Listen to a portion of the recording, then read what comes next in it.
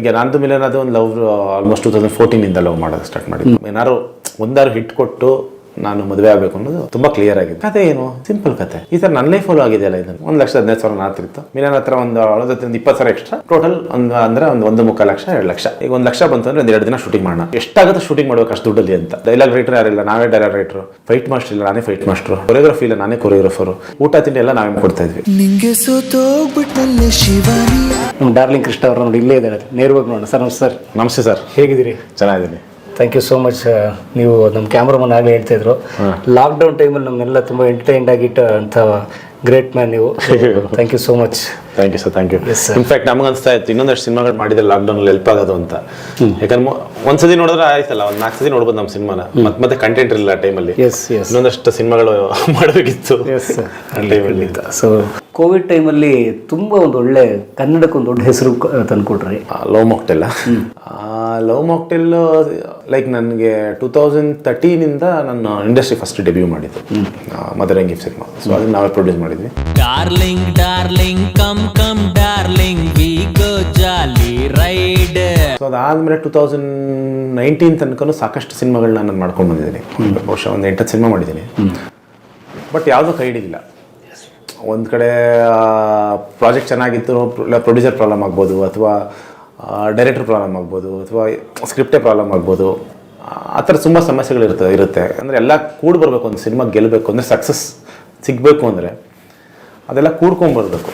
So ಸಕ್ಸಸ್ಸೇ ಸಿಗ್ತಿರಲಿಲ್ಲ. And ಒಂದು ಟೈಮಲ್ಲಿ 2018-19 almost ಇನ್ನೇನು ವರ್ಕೇ ಆಗಲ್ವೇನೋ ಹೋಗ್ಬಿಟ್ಟಿತ್ತು. ಕಾನ್ಫಿಡೆನ್ಸ್ ತುಂಬ ಕಮ್ಮಿ ಹೋಗಿತ್ತು ನನಗೆ. ಮುಗೀತು ಕರಿಯರ್. ಇನ್ನು ಏನಿಲ್ಲ, ಸುಮ್ಮನೆ ಯಾರು ಸಿಕ್ಕಿದ್ದು ಮಾಡ್ಕೊಂಡು ಹೋಗ್ತಾ ಇರ್ತೀವಿ. ಯಾವುದೋ ಒಂದು ಬರುತ್ತೆ, ಬಂದಿದ್ದಂಗೆ ಮುಗಿಸ್ಕೊಂಬಿಡೋಣ, ಅದೇ ಥರನೇ ಆಗ್ತಾ ಇದ್ದಿದ್ದು. ಸೊ ಅವಾಗ ಈಗ ನಂದು ಮಿಲನ್ ಅದು ಒಂದು ಲವ್ ಆಲ್ಮೋಸ್ಟ್ 2014 ಲವ್ ಮಾಡೋದು ಸ್ಟಾರ್ಟ್ ಮಾಡಿದ್ದು. 2014 ಒಂದು 5-6 ವರ್ಷ ಆಗೋಗಿತ್ತು. ಮನೇಲೂ ಸರಿ ಮದುವೆ ಆಗಿ ಮದುವೆ ಆಗಿ ಅಂತ ಇದ್ರು. ಮದುವೆ ಆಗಿ ಅನ್ನೋದಕ್ಕೆ ನಮ್ಮ ಮದುವೆ ಆಗೋದಕ್ಕೆ ನಮ್ಗೆ ಒಳಗಡೆ ಖುಷಿ ಇರಬೇಕಲ್ಲ. ಏನಾರು ಅಚೀವ್ಮೆಂಟ್ ಏನು ಅಚೀವ್ ಮಾಡಿದೇನೆ ನಾವು ಹೆಂಗೆ ಮದುವೆ ಆಗೋದು ಅನ್ನೋದು ನನ್ನ ತಲೆಲಿತ್ತು ಮುಂಚೆ. ನಾನು ಏನಾದ್ರು ಒಂದಾರು ಹಿಟ್ ಕೊಟ್ಟು ನಾನು ಮದುವೆ ಆಗಬೇಕು ಅನ್ನೋದು ತುಂಬ ಕ್ಲಿಯರ್ ಆಗಿದ್ವಿ. ಅವಾಗ ಅದೊಂದು ರಿಯಲ್ ಹ್ಯಾಪಿನೆಸ್ಸು. ಸೊ ಆ ಟೈಮಲ್ಲಿ ಏನಾಯಿತು ಅಂದರೆ ಒಂದ್ಸಲ ಇವ್ರ ಮನೆಯವರು ನಮ್ಮನೆ ಬಂದು ಒಂದ್ಸಲ ನೋಡ್ಕೊಂಡು ಹೋಗೋದು ಥರ ಶಾಸ್ತ್ರ ಮಾಡೋಣ ಅಂತ ಬರ್ತಾರೆ ಮೈಸೂರಿಗೆ. ಸೊ ನಾನು ಬೆಂಗಳೂರಿಂದ ಮೈಸೂರಿಗೆ ಬೆಳಗ್ಗೆ ಹೊರಡಬೇಕು. ಮಿಲನ ಡೆಲ್ಲಿಲಿ ಯಾವುದೋ ಒಂದು ಆ್ಯಡ್ ಶೂಟ್ ಮಾಡ್ತಾಯಿದ್ರು. ಸೊ ಅವಾಗ ಐ ಥಿಂಕ್ ಬೆಳಗ್ಗೆ ಒಂದು 6:30 ಅಷ್ಟೊತ್ತಿಗೆ ನಾನು ಬೆಂಗಳೂರಿಂದ ಮೈಸೂರು ಹೊರಡ್ತೀನಿ. ಹೊರಟಾಗ ಈ ಬಿಡದಿಲಿ ತಟ್ಟೆಡ್ಲಿ ತಿನ್ನೋದು ಅಭ್ಯಾಸ, ಎಲ್ಲರೂ ಅಲ್ಲಿ ತಿಂತಾರಲ್ಲ. ಸೊ ಅಲ್ಲೋಗ್ಬಿಟ್ಟು ಬಿಡದಿಲ್ಲಿ ತಟ್ಟೆಡ್ಲಿ ಆರ್ಡ್ರ್ ಮಾಡಿದೆ. ಅದು ಬರೋ ಟೈಮಲ್ಲಿ ತಲೆಯಲ್ಲಿ ನನಗೆ ಒಂದೇ ಇದು ಬಂದು ನೋಡ್ತಾ ಇದ್ದಾರಲ್ಲ, ಫೈನಾನ್ಷಿಯಲಿ ನಾನು ಅಂಥ ಸ್ಟೇಬಲ್ ಇಲ್ಲ ಆಗ. ಏನು ಅಂದ್ರೆ ಹಬ್ಬ ಅಂದರೆ ಒಂದಷ್ಟು ಸಣ್ಣ ಪುಟ್ಟ ಅಮೌಂಟ್ ಇರೋದು, ಅದು ಮಂತ್ ಏನು ದುಡಿತಿದ್ವಿ ಅದು ಮಂತ್ಗೆ ಅಲ್ಲೆಲ್ಲ ಖರ್ಚಾಗ್ತಿತ್ತು. ಆ್ಯಂಡ್ ಇದು ಏನು ಮದರಂಗಿ ಮಾಡಿದ್ವಲ್ಲ ಅದರದ್ದೊಂದಷ್ಟು ಕಮಿಟ್ಮೆಂಟ್ಗಳು ಹಂಗೆ ಉಳ್ಕೊಂಬಿಟ್ಟಿತ್ತು. ನನಗೆ ಸಾಲಗಳಿತ್ತು ನಿಯರ್ಲಿ ಅರೌಂಡ್ 1 CR ಕಮಿಟ್ಮೆಂಟ್ ನನ್ನ ತಲೆ ಮೇಲೆ ಇತ್ತದು.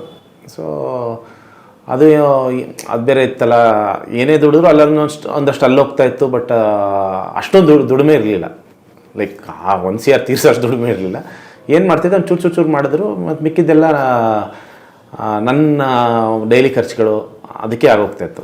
ಸೊ ಈ ಟೈಮಲ್ಲಿ ಮದುವೆ ಆದಮೇಲೆ ಒಳ್ಳೆ ಲೈಫ್ ಕೊಡ್ತೀನಿ ಅವಳಿಗೆ. ಸಿಕೆಮ್ಮ ಅವಳು ನನ್ನನ್ನು ಲವ್ ಮಾಡ್ತಾ ಇದ್ದಾಳೆ, ಅವಳು ನನ್ನ ಬರ್ತಾ ಇದ್ದಾಳೆ ಅಂದರೆ ನಾವು ಅವಳಿಗೆ ಒಳ್ಳೆ ಲೈಫ್ ಕೊಡೋದು ನನ್ನ ಒಬ್ಬ ಗಂಡನಾಗಿ ನನ್ನ ರೆಸ್ಪಾನ್ಸಿಬಿಲಿಟಿ ಅದು. ನಾಳೆ ದಿನ ಅವ್ರ ಮನೇಲಿ ನಾನು ಬರೋದಲ್ಲ, ಇಲ್ಲ ಇವಳು ಬೇರೆ ಯಾರು ಒಳ್ಳೆ ಸೆಟ್ಲ್ ಆಗಿರೋನ್ನ ಮದುವೆ, ಪ್ರತಿಯೊಂದು ಫ್ಯಾಮಿಲಿ ನಂದೇ ಹೇಳ್ತಾರೆ, ಯಾರು ಸೆಟ್ಲ್ ಆಗಿರೋಂಥ ಹುಡುಗನ ಮದುವೆ ಆಗಿದ್ದರೆ ಅಟ್ಲೀಸ್ಟ್ ಎಷ್ಟು ಚೆನ್ನಾಗಿರುತ್ತಿರೋಳು, ಈಗ ಈ ಥರ ಕಷ್ಟಪಡಬೇಕಾ, ಅದೆಲ್ಲ ಬಂದೇ ಬರುತ್ತೆ ಬಾಯಲ್ಲಿ. ಅದು ನನಗಿಷ್ಟ ಇರಲಿಲ್ಲ. ಮದುವೆ ಆದರೆ ಒಂದು ಒಳ್ಳೆ ಲೈಫ್ ಕೊಡಬೇಕು ಅನ್ನೋದು, ಅದೆಲ್ಲ ತುಂಬ ನನಗೆ ಅದು ರಬ್ಬಾಗ್ತಾ ಇತ್ತು. ಒಂದ್ಸಲಿ ರಬ್ಬಾಗ್ತಾ ಸಡನ್ನಾಗಿ ಆ ಥಾಟ್ ಬಂದು, ಇಲ್ಲ ಏನೋ ಮಾಡಲೇಬೇಕು, ನಾನೇನೋ ಮಾಡಲೇಬೇಕು ಅಂತ. ಅವಾಗ ಸಡನ್ನಾಗಿ ಒಂದು ಥಾಟ್ ಬಂತು. ಆ ಥಾಟ್ ಏನಕ್ಕೆ ಬಂತು ಅಂದರೆ, ಜಸ್ಟ್ 1 ವಾರದ ಮುಂಚೆ ನಾನು 96 ಅಂತ ಒಂದು ಸಿನಿಮಾ ನೋಡ್ತೀನಿ, ತಮಿಳ್, ವಿಜಯ್ ಸೇತುಪತಿದು. ನಾನು ಹೈದರಾಬಾದಲ್ಲಿ ಲೋಕಲ್ ಟ್ರೈನ್ ಸಿನಿಮಾದು ಲಾಸ್ಟ್ ಎಂಡಿಂಗ್ದು ಇನ್ನೇನು ಶೆಡ್ಯೂಲ್ ಎಂಡ್, ಅದು 2013 14 ಸಿನಿಮಾ ಶುರುವಾಗೋದು. 2019 18ರಲ್ಲಿ ಆ ಸಿನಿಮಾದು ಲಾಸ್ಟ್ ಶೆಡ್ಯೂಲ್ ಶೂಟಿಂಗ್ ಮಾಡ್ತಾ ಇದ್ದೀವಿ. 5 ವರ್ಷ ಆದಮೇಲೆ ಅಂದರೆ ಮಧ್ಯ ಮಾಡ್ಕೊಂಡು ಹಂಗೆ ಗ್ಯಾಪ್ ಆಗಿ ಒಂದು 5 ವರ್ಷ ಆಗೋಯ್ತದು. ಅದ್ರ ಲಾಸ್ಟ್ ಶೆಡ್ಯೂಲ್ ಶೂಟ್ ಮಾಡ್ತಾ ಇದ್ದೀನಿ. ನನಗೂ ಗೊತ್ತು ಪ್ರಾಜೆಕ್ಟ್ ಏನಾಗುತ್ತೆ ಅಂತ ಗೊತ್ತು ಅದು. ಆ ಟೈಮಲ್ಲಿ ಮಾಡಿದ್ವಿ, ಅದು 5 ವರ್ಷ ಆದಮೇಲೆ ನಿಮಗೆ ಅದು ಏನಾಗಿರುತ್ತೆ ಪ್ರಾಜೆಕ್ಟು, ಅದನ್ನು ಯಾವ ಮಟ್ಟಕ್ಕೆ ಅದನ್ನು 5 ವರ್ಷದ 6 ವರ್ಷದ ಹಳೇದಾಗ್ಬಿಡುತ್ತೆ ಸಿನಿಮಾ ನಿಮಗೆ, ಅದು ಗೊತ್ತಿರೋದು. ಸೊ ನಾವು ಕೂತಿದ್ದೆ ಸುಮ್ಮನೆ, ಏನು ತಲೆಯಲ್ಲಿ ಏನು ಶೂಟಿಂಗ್ ಮಾಡ್ತೀನಿ ಎಕ್ಸೈಟ್ಮೆಂಟಲ್ಲಿ ಏನಿರಲಿಲ್ಲ, ಸುಮ್ಮನೆ ಕೂತಿದ್ದೆ. ಯಾರೋ ಗೊತ್ತು ನಿಮಗೆ? ಹಾಂ, ರಿಸಲ್ಟ್ ಗೊತ್ತಿರುತ್ತಲ್ಲ ನಮಗೆ. ಆ್ಯಂಡ್ ಕೂತಿದ್ದೆ. ಇನ್ಯಾರೋ ನಮ್ಮ ಹುಡುಗ ಅಲ್ಲಿ ಮೇಕಪ್ ಮಾಡೋನು ಯಾರೋ, ಸಾರಿ ಪಿಕ್ಚರ್ ಸಖತ್ತಾಗಿದೆ ಹಂಗೆ ಹಿಂಗೆ ಅಂತಿದ್ದೆ. ಶಾರ್ಟ್ಗೂ ಕರೆದಿರಲಿಲ್ಲ. ಸರಿ, ಅವ್ನ ಮೊಬೈಲಲ್ಲಿ ಆ 1 ವಾರದ ಮುಂಚೆ ಏನೋ ರಿಲೀಸ್ ಆಗಿರೋ ಫಿಲ್ಮ್ ಅವ್ನ ಮೊಬೈಲಲ್ಲಿ ಇತ್ತದು, ಇದೆ ಪೈರಸ್ ಇದೆ ಕಾಪಿ ಆಯಿತು. ಸರಿ ಕೊಡ 16 ನೋಡೋಣ ಅಂದ್ಬಿಟ್ಟು ಹಿಂಗೆ ಹಾಕ್ಬಿಟ್ಟು ಸುಮ್ಮನೆ ಕೂತಿದ್ದೆ. ನೋಡಿದೆ ಫುಲ್ ನೋಡಿದ್ಮೇಲೆ ಸಿನಿಮಾ ತುಂಬ ಇಷ್ಟ ಆಗೋಯ್ತು ನನಗೆ. ಹೇಗೆ ಎಷ್ಟು ಚೆನ್ನಾಗಿ ಮಾಡಿದಾರಲ್ಲ, ಕತೆ ಏನು ಸಿಂಪಲ್ ಕತೆ, ಈ ಥರ ನನ್ನ ಲೈಫಲ್ಲೂ ಆಗಿದೆಯಲ್ಲ ಇದನ್ನು, ಲೈಕ್ ಕಾಲೇಜಲ್ಲೂ ಸ್ಕೂಲಲ್ಲೂ ಕಾಲೇಜಲ್ಲೂ ಎಲ್ಲ ನಮ್ಮ ಲೈಫಲ್ಲೂ ಆಗಿದ್ದಿಲ್ಲ, ಅದೇ ಕತೆ ಇಟ್ಕೊಂಡು ಸಿನಿಮಾ ಮಾಡೋಣ ಚೆನ್ನಾಗಿದೆ, ನಾವು ಯಾಕೆ ಮಾಡಬಾರ್ದು ಅಂತ ಸುಮ್ಮನೆ ಒಂದು ತಲೆಲಿತ್ತು ಅಷ್ಟೇ.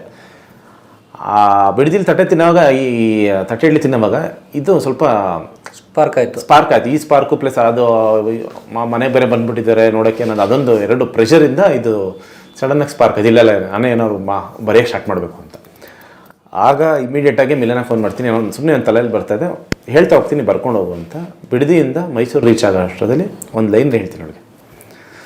ನಾನು ಏನು ಹೇಳ್ತೀನಿ ಅಂದರೆ, ಸ್ಕೂಲಲ್ಲಿ ಏನಾಯಿತು, ಕಾಲೇಜಲ್ಲಿ ಏನಾಯಿತು, ಆಮೇಲೆ ನೀನು ಸಿಗ್ತೀಯ, ಇಷ್ಟ ಹೇಳಿದ್ದೀನಿ ನಾನು. ಆಮೇಲೆ ಕ್ಲೈಮ್ಯಾಕ್ಸ್ ಏನಾಗುತ್ತೆ, ಅವಳು ಇದು ಕ್ಯಾನ್ಸರ್ ಬಂದು ಹೋಗ್ತಾಳೆ ಅಂತ. ಅದೇನಕ್ಕೆ ಅಂತ ಹೇಳಿದ್ರೆ, ಬಹುಶಃ 2016-17 ಮಿಲನಾಗಿ ಕಾಲಲ್ಲಿ ಒಂದು ಗಂಟೆ ಆಗಿರುತ್ತೆ, ಅದು ಒಂಥರ ಪಸ್ ಫಾರ್ಮ್ ಆಗ್ತಾ ಇರುತ್ತೆ.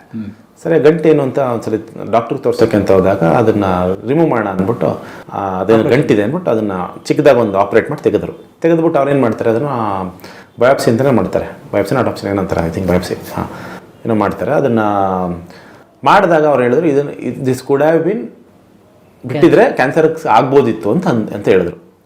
ಅವಾಗ ಒಂದು ಥಾಟ್ ಬಂದಿತ್ತು ನನಗೆ, ಅವಾಗ ಅಯ್ಯೋ ಅಂತ.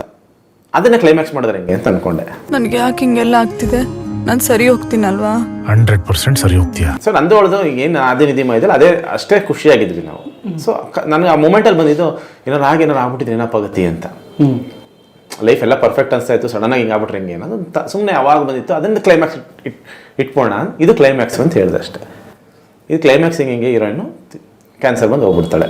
ಇನ್ನು ಮಿಕ್ಕಿದ್ದು ಆಮೇಲೆ ಒಂದು ಲೈನ್ ಸುಮ್ಮನೆ ಹಿಂಗೆ ಹೇಳಿದ್ದೀನಿ, ಆಮೇಲೆ ರೆಡಿ ಮಾಡೋಣ ಅಂದ್ಬಿಟ್ಟು ಅಲ್ಲಿ ಹೋದಾಗ ಅವ್ರ ಮನೆಯವರೆಲ್ಲ ಬಂದರು. ಅದೆಲ್ಲ ಫಂಕ್ಷನ್ ಎಲ್ಲ ಮುಗಿಸಿದಂಗೆ ಅಂದರು, ಇನ್ನೊಂದು ಇಲ್ಲ ನನ್ನ ತಲೆಯಲ್ಲೇನೋ ಓಡ್ತಾ ಇದೆ, ನಾನು ಹೋಗ್ಬೇಕು ಅಂದ್ಬಿಟ್ಟು ಇಮಿಡಿಯೇಟ್ ಅವತ್ತೇ ಬೆಂಗಳೂರು ವಾಪಸ್ ಹೊಡ್ತೀನಿ. ಅವಳು ಡೆಲ್ಲಿಯಿಂದ ನೆಕ್ಸ್ಟ್ ಡೇನೇ ಬರಬೇಕಿರುತ್ತೆ. ಸರಿ ಡೆಲ್ಲಿ ಬಾ ಅಂತ ಅಂದೆ, ಅವಳು ಬರುತ್ತಾಳೆ. ಬಂದು ಕೂತ್ಕೊಂಡಿಬ್ಬರು ಸ್ಟಾರ್ಟ್ ಮಾಡ್ತೀವಿ ಬರೆಯೋಕ್ಕೆ. ಆಮೇಲೆ ಸ್ಟಾರ್ಟಿಂಗ್ ಅದಿತಿ ಬರೋದು, ಅವೆಲ್ಲ ಕ್ರಿಯೇಟೆಡ್ ಕತೆ ಹೇಳೋಕ್ಕೆ. ಸೊ ಇಷ್ಟನ್ನ ನಾನು ಹೇಳೋಕ್ಕಾಗಲ್ಲ. ಸೊ ಇದನ್ನು ಒಂದು ಹುಡುಗಿ ಜೊತೆಗೆ ಹೋದ್ರೆ ಹೇಗಿರುತ್ತೆ ಅಂತ ಇವೆಲ್ಲ ಕ್ರಿಯೇಟ್ ಮಾಡಿಕೊಂಡು, ಈ ಸ್ಕೂಲಲ್ಲಿ ನಡೆದಿರೋದು ಆಲ್ಮೋಸ್ಟ್ ಸೇಮೇ. ಈವನ್ ಹೆಸರು ರೀಮಾ ಅಂತ ಏನೇನಿಲ್ಲ ಎಲ್ಲ ಸೇಮೇ ಅದು ನಡೆದಿರೋದು. ನಿಮ್ಮ ಕತೆ ನನ್ನ ಕತೆನೇ. ಆ್ಯಂಡ್ ನಿಮಗೆ ಜೋ ಪಾತ್ರ ಬರೋದು 2 ಹುಡುಗಿರು ಬರ್ತಾರೆ ನನ್ನ ಲೈಫಲ್ಲಿ. ಅದನ್ನು ನಾನು ಒಂದು ಕ್ಯಾರೆಕ್ಟರ್ನ ತುಂಬ ಲವ್ ಆಗ್ಬಿಡುತ್ತೆ ಅಂತ ಎರಡನ್ನ ಒಂದು ಮಾಡ್ತೀನಿ. ಸೊ ಮಾಡಿ ಆಮೇಲೆ ಆಲ್ಮೋಸ್ಟ್ ನನ್ನ ಲೈಫಲ್ಲಿ ನಡೆದಿರೋ ತಗೊಂಡು ಅದನ್ನು ಸಿನಿಮ್ಯಾಟಿಕ್ಕಾಗಿ ಏನೇನು ಮಾಡ್ಬೋದು, ಸೊ ಒಂದಷ್ಟು ಕಮರ್ಷಿಯಲ್ ಟಚ್ಗಳನ್ನ ಕೊಟ್ಕೊಂಡು ಅದನ್ನು ಒಂದು ಸ್ಕ್ರೀನ್ ಪ್ಲೇ ಡೆವಲಪ್ ಮಾಡ್ತೀವಿ. ಸೊ ನಾನು ಹೋಗಿದ್ದು ಐ ಥಿಂಕ್ ಅಕ್ಟೋಬರ್ 13ನೇ ತಾರೀಕು ನಮ್ಮ ಮೈಸೂರಿಗೆ ಹೋಗಿದ್ದು ನಾನು. ಅಂದರೆ ಅವತ್ತು ನನಗೆ ಸ್ಪಾರ್ಕ್ ಆಗಿದ್ದು. ಅಕ್ಟೋಬರ್ 13 ಯಾವ ವರ್ಷ? 2018-19 ಅನ್ಸುತ್ತೆ, 18 ಇರಬೇಕು. ಆವಾಗ ನನಗೆ ಸ್ಪಾರ್ಕ್ ಆಗಿದ್ದು. ನವೆಂಬರ್ 5ಕ್ಕೆ ಶೂಟಿಂಗ್ ಸ್ಟಾರ್ಟ್ ಮಾಡ್ತೀವಿ. ಒಂದು ತಿಂಗಳಲ್ಲಿ? ಒಂದು ತಿಂಗಳು ಅಲ್ಲ, 15 ಡೇಸ್ ಆಲ್ಮೋಸ್ಟ್, 18 ದಿನ. 18 ದಿನದಲ್ಲಿ ಶೂಟಿಂಗ್ ಸ್ಟಾರ್ಟ್. ಪ್ರೊಡ್ಯೂಸರ್ ನನ್ನ ಹತ್ರ ಅವಾಗ ಲೋಕಲ್ ಟ್ರೈನ್ ಮುಗಿಸಿದ್ನಲ್ಲ, ಆದರೆ 1 ಲಕ್ಷ ಕೊಡ್ತಾರೆ ನನಗೆ ಪೇಮೆಂಟ್, ಫೈನಲ್ ಸೆಟಲ್ಮೆಂಟ್. ಏನೋ 1 ಲಕ್ಷ ಪೆಂಡಿಂಗ್ ಏನಾಯಿತು, 1 ಲಕ್ಷ ಕೊಡ್ತಾರೆ. ಅದೊಂದು ಲಕ್ಷ. ಮಿಲನ ಅವಾಗ ಶೂಟ್ಗೆ ಹೋಗಿದ್ರು, ಬಹುಶಃ ಒಂದೊಂದು 50,000 70,000 ಏನೋ ಅವ್ರದ್ದು. ಅದು ಆ್ಯಡ್ದು ಆ್ಯಡ್ ದುಡ್ಡು ಬರುತ್ತೆ. ನನಗೆ 1 ಲಕ್ಷ ಕೊಟ್ಟಿದ್ಬಿಟ್ರೆ ನನ್ನ ಅಕೌಂಟಲ್ಲಿ ಮೇ ಬಿ ಒಂದು 10,000 15,000 ಇತ್ತು ಅವಾಗ. ಟಿಪಿಕಲ್ ಮಿಡಲ್ ಕ್ಲಾಸ್ ಇದು. ಅಕಸ್ಮಾತ್ ನಂದೇನಾದ್ರು ದುಡ್ಡು ಏನಾರು ಖಾಲಿ ಆಯಿತು, ನಮ್ಮ ಅಪ್ಪಂಗೆ ಏನೋ ಕೇಳುವೆ ಅವಾಗಲಾರು, ಚೂರು ಒಂದು 20,000 ಕೊಡಿಸಿ ಅಂತ. ಸೊ ಆ ಥರ ಇದೆ ಸಿಚುವೇಶನ್ ಅವಾಗ. 1.5 ಲಕ್ಷ ಕೈ. ಬಟ್ ಇಲ್ಲ, ಅಪ್ಪನ ಯಾವತ್ತೂ ನಾನು ಕೇಳಿಲ್ಲ, ಅಂದರೆ ಕೊಡಿ ಎಕ್ಸ್ಟ್ರಾ ಬೇಕು ಅಂತ ಯಾವತ್ತೂ ನಾನು ಕೇಳಿ. ಅವ್ರು ಹೇಳೋರು ಏನು ಬೇಕಾದ್ರೆ ಹೇಳು ಅಂತ ಹೇಳೋರು. ಬಟ್ ಆ ಥರದೇನೆ ನಾನು ಯಾವಾಗಲೂ ಕೇಳಿಲ್ಲ ಆ ಥರ 10,000. ಬಟ್ ಒಂದು ಕಡೆ ಇಲ್ಲ, ಯಾವ ಥರ ಏನಾದ್ರು ಇಲ್ಲ ಅಂದರೂ ಅವ್ರನ್ನ ಕೇಳ್ಬೋದು ಅನ್ನೋದೊಂದು ಇತ್ತು ತಲೆಯಲ್ಲಿ. ಬಟ್ ಅವಾಗ 1 ಲಕ್ಷ ಬಂತಲ್ಲ, ಆ 1 ಲಕ್ಷ ಪ್ಲಸ್ ಇನ್ನೊಂದು 10,000 15,000 ಎಕ್ಸ್ಟ್ರಾ ಇತ್ತು. 1,15,000 ನಾತಿತ್ತು. ಮಿಲನ್ ಹತ್ರ ಒಂದು ಅವಳದ ಒಂದು 20,000 ಎಕ್ಸ್ಟ್ರಾ ಪ್ಲಸ್ ಅದೊಂದು ಬಂದು ದುಡ್ಡು ಅಷ್ಟೇ ಇದ್ದಿದ್ದು ನಮ್ಮ ಹತ್ರ ಟೋಟಲ್ ಅಂದರೆ ಒಂದು 1.25 ಲಕ್ಷ 2 ಲಕ್ಷ ಮ್ಯಾಕ್ಸಿಮಮ್ ಇದ್ದಿದ್ದು. ಬೆಂಗಳೂರು ಬಾಡಿಗೆ ಮನೆ ಅಡ್ವಾನ್ಸ್ ಕೊಡೋಷ್ಟು. ಹಾಂ ಅಷ್ಟೇ. ಆ ಟೈಮಲ್ಲಿ ಏನು ಮಾಡೋದು ಅಂತ ಯೋಚನೆ ಮಾಡಿದಾಗ ಪ್ರೊಡ್ಯೂಸರ್ ನಾನು ಕೇಳೋಣ ಅಂತ ಫಸ್ಟ್ ಯೋಚನೆ ಮಾಡಿದಾಗ ಯಾರನ್ನಾರು ಕೇಳಿದಾಗ ಅವಾಗೆಲ್ಲ ಫ್ಲಾಪ್ಗಳಿತ್ತು ನಂದು.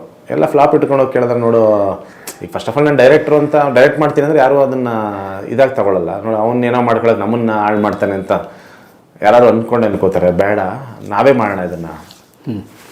ಅದು ಎಷ್ಟು ಕಮ್ಮಿ ಬಜೆಟಲ್ಲಿ ಮಾಡೋಕ್ಕೆ ಸಾಧ್ಯ ನಾನು ಮಾಡ್ತೀನಿ. ಯಾಕಂದರೆ ನಾನು ಆಲ್ರೆಡಿ ಅಸಿಸ್ಟೆಂಟ್ ಡೈರೆಕ್ಟರ್ ಕೆಲಸ ಮಾಡಿದ್ದೀನಿ, ಸೀರಿಯಲ್ಗಳಲ್ಲಿ ಆ್ಯಕ್ಟ್ ಮಾಡಿಲ್ಲ ಮಾಡಿದ್ದೀನಿ, ನನಗೆ ಅದೊಂದು ನಾಲೆಜ್ ಇದೆ ಸಿನಿಮಾ ಹೇಗೆ ಮಾಡಬೇಕು. ನಾನು ಮಾಡ್ತೀನಿ, ಹೆಂಗಾರಾಗಲಿ ನಾನು ಮಾಡ್ತೀನಿ, ನಾನು ಮುಗಿಸ್ತೀನಿ, ಕಮ್ಮಿ ಇದರಲ್ಲೇ ಟ್ರೈ ಮಾಡೋಣ ಅಂದ್ಬಿಟ್ಟು ಸ್ಟಾರ್ಟ್ ಮಾಡ್ತೀನಿ. With 1.6 lakhs. 1.6 lakhs. ಅಯ್ಯಯ್ಯೋ ಚೇಂಜ್ ಆಗೋಯ್ತು ನನ್ನ ಜೀವನ. ಅದಕ್ಕೋಸ್ಕರ ನಾನು ಎಲ್ಲ ಕಲಾವಿದರು ಹೊಸಬ್ರು, ಯಾರೂ ನೋನ್ ಕಲಾವಿದರಿಲ್ಲ. ಒಬ್ಬನು ಇನ್ನೊಂದು ಸಿನಿಮಾ ಮಾಡಿರೋರಿಲ್ಲ ಲೈಫಲ್ಲಿ. ಎಲ್ಲ ಫಸ್ಟ್ ಟೈಮ್ ಎಲ್ಲ ಕ್ಯಾಮ್ರಾ ಫೇಸ್ ಮಾಡಿ ನನ್ನ ಫ್ರೆಂಡ್ಸ್ಗಳು ಯಾರ್ಯಾರು ಪರಿಚಯ ಆದ್ರೂ, ಬಾ ನಿನಗೆ ಆ ರೋಲ್ ಈ ರೋಲ್ ಮಾಡು, ಆ ರೋಲ್ ಮಾಡು, ಈ ರೋಲ್ ಮಾಡು ಅಂತ ಅವ್ರನ್ನ ಟ್ರೈನ್ ಮಾಡಿ ಆ್ಯಕ್ಟ್ ಮಾಡಿಸಿದ್ರು. ಸೊ ನನಗೇನು ಒಳ್ಳೆ ಕಲಾವಿದರು ಬೇಕು, ಅವ್ರು ಒಳ್ಳೆ ಕಲಾವಿದರಲ್ಲ, ಬಟ್ ಅವ್ರನ್ನ ಟ್ರೈನ್ ಮಾಡಿದೆ. ಒಳ್ಳೆ ಕಲಾವಿದ್ರು ಮಾಡಿದ್ರಿ. ಒಳ್ಳೆ ಕಲಾವಿದ್ರು ನಮ್ಗೆ ಏನು ಬೇಕೋ ಅದನ್ನು ಟ್ರೈನ್ ಮಾಡಿಕೊಂಡು ನಾನು ನನ್ನ ಸಿನಿಮಾಗೆ ನಾನು ಆ್ಯಕ್ಟ್ ಮಾಡಿಸ್ಕೊಂಡೆ. ಮದುವೆ ಅಂತನಾರು ಆದರೆ ಲವ್ ಮ್ಯಾರೇಜೇ ಆಗೋದು. ಲವ್ ಮ್ಯಾರೇಜ್ ಎಷ್ಟು ಎಕ್ಸೈಟಿಂಗ್ ಆಗಿರುತ್ತಲ್ಲ. ಸೊ ಆ ಥರ ನಿಮ್ಗೆ ಹಂಗೆ ನೋಡಿದ್ರೆ ಐ ಥಿಂಕ್ ಅಮೃತ ಹೆಂಗಾರು ಒಬ್ಬಳೆ 1-2 ಸಿನಿಮಾನೇ ಮಾಡಿದ್ಲು ಅನ್ಸುತ್ತೆ. ಅಮೃತ ಒಬ್ಬನೇ ಆಡಿಷನ್ ಮಾಡಿದ್ವಿ. ನನಗೆ ನೀಟಾಗಿ ನಾನೇನು ಟ್ರೈನ್ ಮಾಡೋ ಅವಶ್ಯಕತೆ ಇಲ್ಲ, ತುಂಬ ನೀಟಾಗಿ ಮಾಡ್ತಾರೆ. ಅದು ಬಿಟ್ಟರೆ ಆಲ್ಮೋಸ್ಟ್ ಈಗ ರಚನಾ ಆಗ್ಬೋದು, ನಿಮಗೆ ಅದಿತಿ ಕ್ಯಾರೆಕ್ಟರ್ ಮಾಡಿರೋದು ರಚನಾ ಆಗ್ಬೋದು, ಎಲ್ಲರೂ ಫ್ರೆಂಡ್ಸ್ ಇಬ್ಬರು. ಫ್ರೆಂಡು ಇದನ್ನಲ್ಲ. ಅವನು ಬಂದು ಮೈಸೂರಲ್ಲಿ ಇದ್ದ. ಮೈಸೂರಲ್ಲಿ ಅವಾಗವಾಗ ಸಿಗೋನು. ಅಣ್ಣ ನನಗೆ ಸುಮ್ಮನೆ ಹಾಯ್ ಬಾಯ್ ಪರಿಚಯ ಅಷ್ಟೇ. ತುಂಬ ಚಿಕ್ಕವನು, ನನಗಿಂತ ಒಂದು 8-10 ವರ್ಷ ಚಿಕ್ಕವನು. ಹಾಯ್ ಬಾಯ್ ಅಂತ ಹೇಳ್ಕೊಂಡಿರೋನು. ಅವಾಗ ಹಣ ಇದ್ದಾರೆ, ಇದ್ರೆ ಹೇಳೋಣ ಅಂತಿದ್ದೆ. ಇದ್ರೆ ಹೇಳೋಣ ಅಂತಿದ್ದೆ. ನಾವು ಹುಡುಕ್ತಾ ಇದ್ವಿ ಆ ಟೈಮಲ್ಲಿ. ಫೋನ್ ಮಾಡಿದೆ, ಇದೇ ನೋಡು ಬಾಪ್ಪ ಅಂತ. ಬಂದಮೇಲೆ ಅವನು ಆಡಿಷನ್ ಮಾಡಿದೆ. ಆಮೇಲೆ ಸ್ವಲ್ಪ ಟ್ರೈನ್ ಮಾಡಿ ಹಿಂಗೆಲ್ಲ ಹಿಂಗೆ ಮಾಡಬೇಕು ಅಂತ. ಹಿಂಗೆ ನೋಡಿದ್ರೆ ಸುಷ್ಮಾ ಅಂತ ಮಾಡಿದಾರಲ್ಲ, ಖುಷಿ ಅಂತ, ಅವಳು ಆ್ಯಕ್ಚುಲಿ ಸೀರಿಯಲ್ ಮಾಡ್ತಾಯಿದ್ಲು. ಸೊ ಅವಳು ಸ್ವಲ್ಪ ಅವಳಿಗೇನು ಅಷ್ಟು ನಾವೇನು ಟ್ರೈನ್ಗೇನೇನು ಮಾಡಿಲ್ಲ. ಅಮೃತ ಆ್ಯಂಡ್ ಸುಷ್ಮಾ ಅಂದರೆ ಅಭಿ ಅಂದರೆ ವಿಜುದು ಪೇರಿದಾರಲ್ಲ, ಅವರಿಬ್ಬರು ಸ್ವಲ್ಪ ಸೀಸನ್ಡ್ ಆಗಿದ್ರು. ಅದು ಬಿಟ್ಟರೆ ಇನ್ನಲ್ವಾ ಆಲ್ಮೋಸ್ಟ್ ಹೊಸಬ್ರು. Wow, super. ಸರಿ ಆಯಿತು, 1.6 lakh ಇಟ್ಕೊಂಡು ಶುರು ಮಾಡಿ ಹೆಂಗೆ ಕಂಟಿನ್ಯೂ ಮಾಡೋರೆ? ಅಥವಾ ಇಡೀ ಬಜೆಟ್ 1.6 lakh? ಇಲ್ಲ ಹಂಗೆ ಶುರು ಮಾಡಿದ್ವಿ. ಶುರು ಮಾಡಿದಾಗ ಏನಾಯಿತು, ಆಮೇಲೆ ನಮ್ಮ ಅಪ್ಪನ ಹತ್ರ ಒಂದಷ್ಟು ದುಡ್ಡು ಇಸ್ಕೊಂಡ್ವಿ. ಅಂದರೆ ಏನಂದರೆ ಈಗ ಯಾವುದೋ ಒಂದು ಆ್ಯಡು, ಯಾವುದೋ ಒಂದು ಆ್ಯಡ್ ಫಿಲಮು ಮಿಲನ ಒಪ್ಕೊಂಡು ಸಪೋಸ್ ಒಂದು 40,000 50,000 1 ಲಕ್ಷಕ್ಕೆ ಒಂದು ಆ್ಯಡ್ ಮಾಡಿಬಿಟ್ಟು ಒಂದು ಆ ದುಡ್ಡು ಬಂತಿದ್ದಾಗೆ ಈಗ 1 ಲಕ್ಷ ಬಂತು ಅಂದರೆ 1-2 ದಿನ ಶೂಟಿಂಗ್ ಮಾಡೋಣ ಸರ್. ನಾವು ಅಷ್ಟಲ್ಲಿ ಮುಗಿಸ್ಬೇಕು. ಈಗ 1-2 ದಿನ ಎಷ್ಟಾಗುತ್ತೆ ಶೂಟಿಂಗ್ ಮಾಡ್ಬೇಕು ಅಷ್ಟು ದುಡ್ಡಲ್ಲಿ ಅಂತ. ಸೊ ಅದು ದುಡ್ಡು ತೊಗೊಂಬಂದು ಆ ಶೂಟಿಂಗ್ ಮಾಡೋದು. ಸಾಲ ಅಂತ ಹೊರಗಡೆಯಿಂದ ಏನೂ ಮಾಡಿಲ್ಲ ನಾವು. ವಾವ್. ಎಂಟೈರ್ ರಿಲೀಸ್ ತನಕ ಹೊರಗಡೆಯಿಂದ ಏನೂ ಸಾಲ ಮಾಡಿಲ್ಲ. ನಮ್ಮ ಅಪ್ಪನ ಹತ್ರ ಒಂದು ಅರೌಂಡ್ 5 ಲಕ್ಷ ಇಸ್ಕೊಂಡಿದ್ದೆ ಅನ್ಸುತ್ತೆ. ನಮ್ಮ ಅಪ್ಪನ ಹತ್ರ ಒಂದು 5 ಲಕ್ಷ. ಅದು ಬಿಟ್ಟರೆ ನಂದು ಇನ್ನೊಂದು ಮಿಸ್ಟರ್ ಬ್ಯಾಚುಲರ್ ಸಿನಿಮಾ ಬಂತಲ್ಲ, ಮಿಸ್ಟರ್ ಬ್ಯಾಚುಲರ್ಗೆ ಮಿಸ್ಸಸ್ಸೇ ಸಿಗುತ್ತಿಲ್ಲ. ಸೊ ಆ ಸಿನಿಮಾ ಕಮಿಟ್ ಆದಾಗ ಅಂದರೆ ಜಸ್ಟ್ ಅದನ್ನು ಆಗೋಕ್ಕಿಂತ ಮುಂಚೆ ಆದರೆ ಒಂದಷ್ಟು ಚಿಲ್ಲರೆ ದುಡ್ಡು 1 ಲಕ್ಷ ಡೇಟ್ ಕೊಟ್ಟರೆ 1 ಲಕ್ಷ 2 ಲಕ್ಷ ಕೊಡೋದು. ಒಂದು ವಾರ ಶೂಟಿಂಗ್ ಮಾಡೋದು, 1-2 ಲಕ್ಷ 3 ಲಕ್ಷ ದುಡ್ಡು ಇಸ್ಕೊಳ್ಳೋದು, ಶೂಟಿಂಗ್ ಹಾಕಿ ನಾನು ಮಾಡೋದು ಶೂಟಿಂಗ್. ಸೊ ಆ ಥರ ಹೆಂಗೆ ಅಂದರೆ ವ್ಯಾಲ್ಯೂ ಇತ್ತು. ಸೊ ಲೈಕ್ ಒಂದು 50,000 ಸಿಕ್ಕಿದ್ರು ಒಂದು ದಿನ ಶೂಟಿಂಗ್ ಮಾಡಬೇಕು, ಎಷ್ಟೆಲ್ಲ ಶೂಟಿಂಗ್ ಮಾಡಬೇಕು, ಅದಕ್ಕೆ ಏನೇನು ಪ್ರಿಪೇರ್ ಆಗಬೇಕು ಎಲ್ಲ ರೆಡಿಯಾಗಿ ಮಾಡ್ತಾ ಇದ್ವಿ. ಸೂಪರ್. ಸೊ ಇಬ್ಬರೇ ಮಾಡಿದ್ದಾನೆ. ಅಂದರೆ ನಮ್ಗೆ ಏನಾಗಿತ್ತು, ಅಸಿಸ್ಟೆಂಟ್ ಡೈರೆಕ್ಟರ್ಗಳಿರಲಿಲ್ಲ. ಇಡೀ ಇದರಲ್ಲಿ ಯಾರೂ ಇಲ್ಲ, ರೈಟರ್ಸ್ ಡೈಲಾಗ್ ರೈಟರ್ ಯಾರಿಲ್ಲ, ನಾವೇ ಡೈಲಾಗ್ ರೈಟ್ರು. ಫೈಟ್ ಮಾಸ್ಟರ್ ಇಲ್ಲ, ನಾನೇ ಫೈಟ್ ಮಾಸ್ಟ್ರು. ಕೊರಿಯೋಗ್ರಫಿ ಇಲ್ಲ, ನಾನೇ ಕೊರಿಯೋಗ್ರಫರು. ಮೇಕಪ್ ಮ್ಯಾನ್ ಇಲ್ಲ, ನಾವೇ ಮೇಕಪ್ ಮ್ಯಾನು. ಆರ್ಟ್ ಡಿಪಾರ್ಟ್ಮೆಂಟ್ ಯಾರಿಲ್ಲ, ನಾವೇ ಆರ್ಟು. ಮ್ಯಾನೇಜರು ಇಲ್ಲ ಫಿಲಮಲ್ಲಿ, ನಾವೇ ಮ್ಯಾನೇಜರು. ಪ್ರೊಡಕ್ಷನ್, ಊಟ ತಿಂಡಿ ಎಲ್ಲ ನಾವೇ ಕೊಡ್ತಾಯಿದ್ವಿ. ನಾವೇ ಎಷ್ಟೊಂದು ಸತಿ ನನಗೆ ಇನ್ನೂ ಜ್ಞಾಪನ ಇದೆ. ಸೆಕೆಂಡ್ ಹಾಫ್ ಫಸ್ಟ್ ಸ್ಟಾರ್ಟ್ ಮಾಡಿದೆ. ಸೆಕೆಂಡ್ ಹಾಫ್ ಮನೆ ಪೋರ್ಷನ್ಸಲ್ಲಿ ಹೆಂಗೆ ನಾನು ಮಿಲನ ಇಬ್ಬರೇ ಆರ್ಟಿಸ್ಟ್ ಅಲ್ಲ ಮನೇಲಿ ಆಲ್ಮೋಸ್ಟ್. ನಿಮಗೆ ಸೆಕೆಂಡ್ ಹಾಫಲ್ಲಿ ಆಫ್ಟರ್ ಮ್ಯಾರೇಜ್ ಪೋರ್ಷನ್. ಸೊ ಅವಾಗ ಏನಾಗ್ತಿತ್ತು ಅಂದರೆ ಬೆಳಗ್ಗೆ ಮಿಲನ ಒಂದು ಶಾರ್ಟ್ ಕೊಡ್ತಿದ್ದು, ನಾನು ಅಡುಗೆ ಮನೆಗೆ ಓಡೋಗಳು. ಅಡುಗೆ ಮನೆಗೆ ಹೋಗಿ ತಿಂಡಿ ರೆಡಿ ಮಾಡ್ತಾಯಿದ್ದೆ. ತಿಂಡಿ ರೆಡಿ ಮಾಡಿ ಎಲ್ಲರಿಗೂ, ನಮ್ಮ ಕ್ರೀವ್ಗೆ ತಿಂಡಿಗೆ ನಮ್ಮ ಒಬ್ಳು ಕೆಲಸದೋಳು ಇರ್ತಿದ್ರು. ಕೆಲಸದೋಳು ಅಡುಗೆ ಮಾಡ್ತಿದ್ವಿ, ಇವಳು ಹೋಗಿ ಹೆಲ್ಪ್ ಮಾಡೋದು. ಇದು ಮಾಡು ಅದು ಮಾಡು ಅಂತ ಎಲ್ಲ ಹೋಗಿ ಪಟ್ಟಂತ ನೆಕ್ಸ್ಟ್ ಲೈಟಿಂಗ್ ಆಗೋಷ್ಟೊತ್ತಲ್ಲಿ ಅಲ್ಲೇನೋ ರೆಡಿ ಮಾಡಿ ಅಡುಗೆ ಎಲ್ಲ ಏನು ಮಾಡ್ತಾರೆ ಜನರಲಿ, ಒಂದು ಶಾರ್ಟ್ ಮುಗಿದ ಮೇಲೆ ಟಚಪ್ ಮಾಡ್ಕೋತಾರೆ. ನೆಕ್ಸ್ಟ್ ಲೈಟಿಂಗ್ ಚೇಂಜ್ ಆಗೋ ಟೈಮಲ್ಲಿ ಇವಳು ಲೈಟಿಂಗ್ ಚೇಂಜ್ ಆಗಿ ತಿಂಡಿ ರೆಡಿ ಮಾಡಿರ್ತಿದ್ರು. ಆ ಥರ ಮಾಡಿರೋ ಸಿನಿಮಾ. ಅಂದರೆ ಅವಳು ಗೊತ್ತಿಲ್ಲ ನಾನು ಯಾವ ಮಟ್ಟಕ್ಕೆ ಅದನ್ನು ನಾನು ಎಕ್ಸಿಕ್ಯೂಟ್ ಮಾಡ್ತೀನಿ, ಅವಳ ಐಡಿಯಾನೇ ಇಲ್ಲ. ಅವಳು ಡೌಟಲ್ಲಿದ್ಲು, ನೀವು ಹೆಂಗೆ ಡೈರೆಕ್ಟ್ ಮಾಡ್ತೀರಾ ಫಸ್ಟ್ ಇಂಪ್ರೆಷನ್. ಅವ್ಳಿಗೂ ಗೊತ್ತಿಲ್ಲ ನೀನು ಡೈರೆಕ್ಟರ್ ಅಂತ. ಇವರು ನಮ್ಮ ತಂದೆನೂ ಅಷ್ಟೇ, ನೀನು ಡೈರೆಕ್ಟ್ ಮಾಡ್ತೀಯಾ, ನೀವು ಕೆಲಸ ಮಾಡು, ರೈಟ್ ಆಯಿತು ಡೈರೆಕ್ಟನ್ನು ಮಾಡುವಂತೆ, ಈ ಡೈಲಾಗ್ ಇಲಾಗೆಲ್ಲ ಯಾರ ಹತ್ರ ಒಳ್ಳೆ ಇವ್ರ ಹತ್ರ ಬರ್ಸ್ಬಿಡು ಅಂತ. ಇಲ್ಲ ನಾನೇ ಬರಿತೀನಿ ಅಂತ. ಇವನೇನು ಬರೀತಾರೆ ಅಂತ. ಸರಿ ಎಲ್ಲ ಆದಮೇಲೆ ನಮ್ಮಪ್ಪ ಫುಲ್ ಡೌಟು. ನಾನಂದೆ ಒಂದ್ಸರಿ ಕಥೆ ಹೇಳ್ತೀನಿ ಕೇಳಿ ಅಂದೆ. ಹೇಳು ಫುಲ್ ಏನೇನು ಹೇಳಿದೆ ಎಲ್ಲ ಡೈಲಾಗ್ ಹೇಳಿದೆ. ಇವೆಲ್ಲ ನೀವು ಬರ್ದಿದ್ದ ಅಂದರು ಅಪ್ಪ. ಚೆನ್ನಾಗಿದೆ ಮಾಡ್ತೀನಿ ಬಿಡಿ, ಮಾಡೋದು ಅಂದರು ಭಯ ಅವ್ರಿಗೆ. ಆಮೇಲೆ ಆವಾಗಲೇ ನಮ್ಮ ಶ್ರೀ ಕ್ರೇಜಿಮೆಂಟ್ಸು ಅವ್ರಿಗೆ ನಾನು ಸುಮ್ಮನೆ ಫೋನ್ ಮಾಡಿದೆ, ಈಗ ಯಾವುದಕ್ಕೆ ಲೇಟೆಸ್ಟ್ ಕ್ಯಾಮ್ರಾ, ಕಮ್ಮಿ ಬಜೆಟ್ ಯಾವ್ದು ಕ್ಯಾಮ್ರಾ ಯಾವ್ದು ಇದೆಯಾ, ಏನೇನು ರೆಂಟ್ಸ್ ಏನಿದೆ, ಯಾವ್ದು ಯೂಸ್ ಮಾಡ್ಬೋದು ಅಂತ ಕೇಳೋಕ್ಕೆ ಅಂತ ಸುಮ್ಮನೆ ಮಾಡಿದೆ. ಅವ್ರು ಎಡಿಟ್ರು, ನಮ್ಮ ಮದರಂಗಿ ಸಿನಿಮಾ ಎಡಿಟ್ ಮಾಡಿದರು. ಅವ್ರು ಕೇಳಿದಾಗ ನೀವು ಯಾರು ಕ್ಯಾಮ್ರಾಮನ್ ಯಾರು ಅಂದರು. ಯಾರೋ ಏನಾರು ಅಂದ್ಕೊಂಡಿಲ್ಲ, ನಾ ಮಾಡಲಾ ಅಂದರು. ನೀವು ಎಡಿಟ್ರ್ ಅಲ್ವಾ ಅಂದೆ. ಇಲ್ಲ ಕ್ಯಾಮ್ರಾಮನ್ ಮಾಡ್ತಾಯಿದ್ದೆ ಅವಾಗ ಅಂದರು. ಸರಿ ಮಾಡಿ ಅಂತೆ. ಆ ಥರ ಅವ್ರು ಕ್ಯಾಮ್ರಾಮನ್, ಅವ್ರು ಏನು ಮಾಡ್ತಾರೆ ಅಂತ ನನಗೆ ಗೊತ್ತಿಲ್ಲ. ಎಡಿಟಿಂಗ್ ಚೆನ್ನಾಗಿ ಮಾಡ್ತಾರೆ ಗೊತ್ತು, ಕ್ಯಾಮ್ರಾ ವರ್ಕ್ ಹೆಂಗೆ ಮಾಡ್ತಾರೆ ನನಗೂ ಐಡಿಯಾ ಇಲ್ಲ. ಅವ್ರು ಮಾಡ್ತೀನಿ ಸರಿ ಮಾಡಿ. ಕ್ಯಾಮ್ರಾ ಆಮೇಲೆ ಡಿಸೈಡ್ ಮಾಡಿ ಅವಾಗ 2 ಕ್ಯಾಮ್ರಾ ಯೂಸ್ ಮಾಡಿ, ಒಂದು ಸೋನಿ A7 ಯೂಸ್ ಮಾಡಿದ್ವಿ. ಆಮೇಲೆ ರೆಡ್ ಎಪಿಕ್ ಹಿಂಗೇನು ಒಂದೇ ಲೆನ್ಸ್ ತರಿಸ್ತಾ ಇದ್ದಿದ್ದು, ಝೂಮ್ ಲೆನ್ಸು ಟೆಲಿ.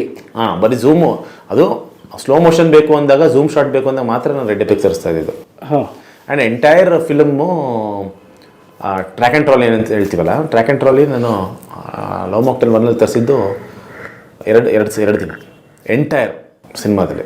ಆ ಒಂದಿನ ಯಾವುದು ಅಂದರೆ ಈ ತಲೆ ಬೋಳ್ಸೋದು ಪೋರ್ಷನ್ಸು ಶೂಟ್ ಮಾಡಿದ್ದು ಕಂಪ್ಲೀಟ್. ಅದನ್ನು ಒಂದಿನ ಟ್ರ್ಯಾಕ್ ಆ್ಯಂಡ್ ಟ್ರಾಲಿ ತರಿಸಿದ್ರೆ ಆ ಫಿಲಮಲ್ಲಿ ಬರೋದೆಲ್ಲ ಟ್ರ್ಯಾಕ್ ಆ್ಯಂಡ್ ಟ್ರಾಲಿ ಶಾರ್ಟ್ಸ್ ಅವತ್ತು ತಗೊಂಡ್ಬಿಡುವೆ. ಅಂದರೆ ಹಬ್ಬ ಅವತ್ತು ಈ ಥರ ಮೇಕಿಂಗು ಹಿಂಗೆಲ್ಲ ಕ್ಯಾಮ್ರಾ ಬರುತ್ತೆ, ಹಿಂಗೆ ಬರುತ್ತೆ. ಸೊ ಆ ಥರ ಟ್ರಾಲಿನೇ ಲಕ್ಸುರಿ ಅದು. ಟ್ರಾಲಿನೇ ಇಡೀ ಹೇಳಿದ್ನಲ್ಲ 40 ದಿನ ನಾವು ಶೂಟ್ ಮಾಡಿರೋದ್ರಲ್ಲಿ. ಟ್ರ್ಯಾಕ್ ಆ್ಯಂಡ್ ಟ್ರಾಲಿ ಬಂದಿರೋದೇ ಒಂದು ದಿನ 2 ದಿನ ಅನ್ಸುತ್ತೆ. ಅಂದರೆ ಆ ಲೆವೆಲ್ ಕನ್ಸ್ಟೆಂಟಲ್ಲಿ ಮಾಡಿದ್ದು. ಇನ್ನು ಜಿಮ್ಮಿಗೆ ಮೇಲೆ ರೂಲ್ಡ್ ಔಟ್. ಜಿಮ್ಮಿ ಎಲ್ಲ ಇದಿದೆ ಇಲ್ಲ, ಬರೀ ಹೆಲಿಕ್ಯಾಮ್ ಶಾಟ್ಸ್ ಎಲ್ಲ ಯೂಸ್ ಮಾಡಿದ್ದೀವಿ. ಇದಿಲ್ಲ ಜಿಮ್ಮಿಗೆ ಮೇಲೆ ಇಲ್ಲ. ಓಕೆ 40 ದಿನ. 40 ದಿನ ಸೂಪರ್. ಡೂರ್ day situation. ಅಂದರೆ ನೀವು ಮಾಡಲೇಬೇಕು ಅಂತ ನಿಂತಾಗ ಫೈನಾನ್ಷಿಯಲ್ ಸಪೋರ್ಟ್ ಇಲ್ಲ. ಈಗ ಸುಮಾರು ಜನ ಅಂತ ಇರ್ತಾರೆ, ನೀವು ಕೇಳ್ತಾರೆ ನಿಮ್ಮ ಬಜೆಟ್ ಕೊಟ್ಟಿದ್ರೆ ಲವ್ ಮಾಕ್ಟೇಲ್ ಇನ್ನೂ ಚೆನ್ನಾಗಿ ಮಾಡ್ತಿದ್ದೀರಾ ಅಂತ. ಇಲ್ಲ ನಾನು ಏನು ಅನ್ಕೊಂಡೆ ಅದು ಮಾಡಿದ್ದೀನಿ. ಬಜೆಟ್ ಇಲ್ಲ ಅಂದ್ಬಿಟ್ಟು ನಾನು ಸಿನಿಮಾಗೆ ನನಗೆ ಏನೂ ಕಮ್ಮಿ ಮಾಡಿಲ್ಲ. ನಮಗೂ ಏನು ಅಲ್ಲೇನು ಕಮ್ಮಿ ಮಾಡಿಲ್ಲ ಸಿನಿಮಾದು. ಅದಕ್ಕೆ ಏನು ಬೇಕು, ನನ್ನ ಕಲ್ಪನೆ ಏನಿತ್ತು, ನಾನು ಏನು ಅದು ಒಂದೇ ಒಂದು ಶಾರ್ಟಲ್ಲೂ ಅದನ್ನು ನಾನು ಕಮ್ಮಿ ಮಾಡಿಲ್ಲ. ಅದಕ್ಕೆ ಏನು ಬೇಕು ನಾನು ಕೊಟ್ಟಿದ್ದೀನಿ. ಅದು ದುಡ್ಡು ಕಮ್ಮಿ ಮಾಡ್ಕೊಳ್ಳೋಕ್ಕೆ ದುಡ್ಡು ಹೆಂಗೆ ಖರ್ಚು ಕಮ್ಮಿ ಮಾಡೋದು ನನ್ನ ಈಗ ಅಸಿಸ್ಟೆಂಟ್ ಡೈರೆಕ್ಟರ್ಗಳಿಲ್ಲ ಅನ್ನೋದು ನನ್ನ ಪ್ರಾಬ್ಲಮ್ಮು. ಅದಕ್ಕೇನು ಬೇಕು, ಅದು ಸ್ಕ್ರೀನ್ಗಲ್ಲ, ಅದು ಸ್ಕ್ರೀನ್ಗೆ ಅಸಿಸ್ಟೆಂಟ್ ಡೈರೆಕ್ಟರ್ ಬೇಕಾಗಿಲ್ಲ, ಅದು ನನ್ನ ಪ್ರಾಬ್ಲಮ್ಮು. ಅದೆಲ್ಲ ಲೋಡ್ ನನ್ನ ಮೇಲೆ ಬೀಳುತ್ತೆ, ಪರವಾಗಿಲ್ಲ, ಆ ಲೋಡ್ ನಾನು ಇಟ್ಕೊಂಡೆ. ಬಟ್ ಸ್ಕ್ರೀನ್ಗೆ ಏನು ಬೇಕೋ ಅದನ್ನು ಮಾಡಿದ್ವಿ ನಾವು. ಅದನ್ನು ಇಂಟೆಲಿಜೆಂಟಾಗಿ ಮಾಡ್ಕೊಂಡೆ ಅಷ್ಟೇ. ನಾನು ಎಲ್ಲೋ ಇವತ್ತು ನಾನು ಜಾಸ್ತಿ ಕೊಟ್ಟ ತಕ್ಷಣ ನೀವೇನೋ ಆಗ್ಬಿಡುತ್ತೆ ಅಂದೇನಲ್ಲ. ಅದೇನು ಬೇಕು ಆ ಸಿನಿಮಾಗೆ ಕಂಪ್ಲೀಟ್ ಆಗಿ ಕೊಟ್ಟಿದ್ದೀನಿ. ಸೂಪರ್. ಈಗ ನಾನು ಮಾಡಿದ ಬಜೆಟ್ಗಿಂಟು ಮೇ ಬಿ 10 ಟೈಮ್ಸು ಅಲ್ಲ, ಮೇ ಬಿ ಒಂದು 50 ಟೈಮ್ಸ್ ಮಾಡಿದ್ದಾರೆ ತೆಲುಗುಲಿ. ಸೇಮ್ ಸಿನಿಮಾ ರಿಮೇಕ್ ಮಾಡಿದ್ದು 50 ಟೈಮ್ಸ್ ಬರೋ ಬಜೆಟ್ ಅದು. ಅದೇ ಲವ್ ಮಾಕ್ಟೇಲ್ ರಿಲೀಸ್ ಆಯಿತು. ರಿಸಲ್ಟ್ ಏನು ಆ ರೇಂಜ್ ಹೋಗಲಿಲ್ಲ ಫಿಲಮ್ ಅದು. ಸೊ ದಟ್ ಮೀನ್ಸ್ ಪ್ರೂವ್ ಆಗಿದೆ ಏನಂದರೆ ಆಡಿಯನ್ಸಿಗೆ ನಿಮ್ಮ ಬಜೆಟ್ಗಿಂತ ಏನು ಕಂಟೆಂಟ್ ಕೊಡ್ತಾ ಇದೆ ಅಷ್ಟೇ ಅಲ್ಲ. ಏನಾಗುತ್ತೆ ಅಂದರೆ ಈಗ ನಾನು ಫೀಲ್ ಮಾಡ್ದಂಗೆ ಅವರು ಇನ್ನೊಬ್ರು ಫೀಲ್ ಮಾಡೋಕ್ಕಾಗಿಲ್ಲ ಅನ್ಸಿ. ನೀವು ಹೊರಗಡೆಯಿಂದ ನೋಡ್ತಿರ್ತಾರೆ ಅಷ್ಟೇ, ಬಟ್ ನಾನು ಅದನ್ನು ಕ್ಯಾರೆಕ್ಟರ್ ನನ್ನ ಲೈಫಲ್ಲಿ ಹಿಡಿದಿರೋದು. ಸೊ ಅದನ್ನು ಪ್ರತಿಯೊಂದು ನಾನು ತುಂಬ ಫೀಲ್ ಮಾಡಿರ್ತೀನಿ. ಸೊ ಅದನ್ನು ಅರ್ಥ ಮಾಡ್ಕೋಬೇಕಲ್ಲ. ಸೊ ನೀವು ಹೊರಗಡೆಯಿಂದ ಸಿನಿಮಾ ನೋಡೋದಕ್ಕೂ ಒಳಗಡೆ ಅದರಲ್ಲಿ ಇಳಿದು ನೋಡೋದಕ್ಕೂ ತುಂಬ ಡಿಫ್ರೆನ್ಸ್ ಇದೆ. ಕಣ್ಣ ಹನಿಯೊಂದು ಕಣ್ಣಲೇ ತೂಗಿ 40 ದಿನ shooting. Around 40 days. Okay. So but ನೀವು ಮುಗಿಸೋ ಹೊತ್ತಿಗೆ ಎಷ್ಟು 1 ವರ್ಷ ಶೂಟ್ ಮಾಡಿದ್ರಾ? 40 days ದುಡ್ಡು ಹೊಂದಿಸಿ ಆಯಿತು.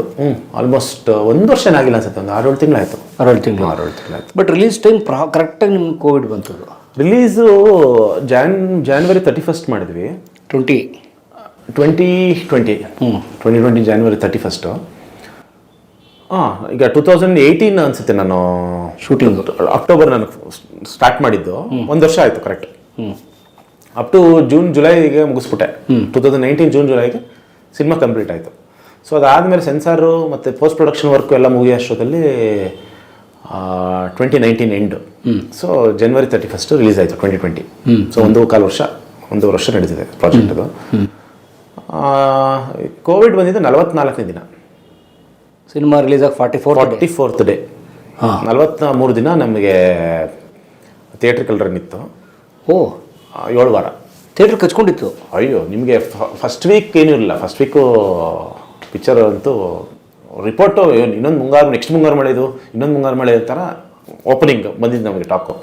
ಬಟ್ ಕಲೆಕ್ಷನ್ ಇಲ್ಲ. ಸೆಕೆಂಡ್ ವೀಕಲ್ಲಿ ಅದೆಲ್ಲ ಥಿಯೇಟ್ರ್ ತೆಗೆದು ಒಂದೇ ಥಿಯೇಟ್ರ್ ಬಂತಲ್ಲ. ಸೊ ನಿಮಗೆ ಶಾರದಾ ಥಿಯೇಟ್ರ್ ಒಂದೇ ಒಂದು SP ರೋಡಲ್ಲಿ ಉಳ್ಕೊಂಡಿತ್ತು. ಅಲ್ಲಿಂದ ಸೆಕೆಂಡ್ ವೀಕಲ್ಲಿ ಫ್ರೈಡೇ ಮಾರ್ನಿಂಗ್ ಶೋ ಒಂದೇ ಥಿಯೇಟ್ರು. ಸ್ಯಾಟರ್ಡೇಯಿಂದ ಒಂದು ಯಾವುದೋ ಮಲ್ಟಿಪ್ಲೆಕ್ಸಲ್ಲಿ ಇಸ್ಕೊಂಡ್ವಿ. ರಾಕ್ಲೈನಲ್ಲಿ ಒಂದು ಶೋ, ಮೈಸೂರು DRC ಒಂದು ಶೋ, ಗೋಪಾಲನ್ ಮಾಲಲ್ಲಿ ಒಂದು ಶೋ ಕೊಟ್ಟಿದ್ರು. ಅದೆಲ್ಲ ಒಳ್ಳೆ ಹೌಸ್ಫುಲ್ ಆಗಿ ನಿಮಗೆ 3ನೇ ವಾರದಿಂದ ಭೂಮ್ ಅಂತ, 3ನೇ ವಾರದಿಂದ 7ನೇ ವಾರ ತನಕ 4 ವಾರ ಕಂಪ್ಲೀಟ್ ಪ್ಯಾಕ್ಡು. ನಿಮಗೆ GT ಮಾಲಲ್ಲೆಲ್ಲ I think 3rd and 4th week ನಮಗೆ ಈಗಲೂ ನಾನು ರಿಲೀಸ್ ಆದರೆ ಮ್ಯಾಕ್ಸಿಮಮ್ ತುಂಬ ಹೈಪ್ ಇರೋ ಫಿಲಮ್ ಅಂದರೆ 4 ಶೋ 5 ಶೋ ಕೊಡ್ತಾರೆ. Multiplex GT mall. ನಮ್ಮ ಸಿನಿಮಾ 16 ಶೋ ಹೋಗ್ತಾಯಿತ್ತು. 4ನೇ 5ನೇ ಒನ್ ಡೇ ಒನ್ ಮಾಲ್. ಬರೀ GT ಮಾಲಲ್ಲಿ 16 ಶೋ ಇತ್ತು ಮೈಸೂರು. ಅದು ಮಾರ್ನಿಂಗ್ ಶೋ ಬೆಳಗ್ಗೆ 9 ಗಂಟೆಯಿಂದ 10 ಗಂಟೆಗೆ 4 ಶೋ ಇರ್ತಿತ್ತು. 9 ಗಂಟೆ 9 ಕಾಲಿಗೆ, 9ವರೆಗೆ, 9:45ಗೆ. ಅಷ್ಟು ಸ್ಟೂಡೆಂಟ್ಸ್ ಅಲ್ಲ, ಸ್ಟೂಡೆಂಟ್ಸ್ ಕ್ರೌಡ್ಗೆ ಬೆಳಗ್ಗೆ ಹೊತ್ತು ನಿಮ್ಗೆ ಜನರಲಿ ಸಕ್ಕದ ಹೋಗ್ತಾಯಿತ್ತು. ವಾವ್.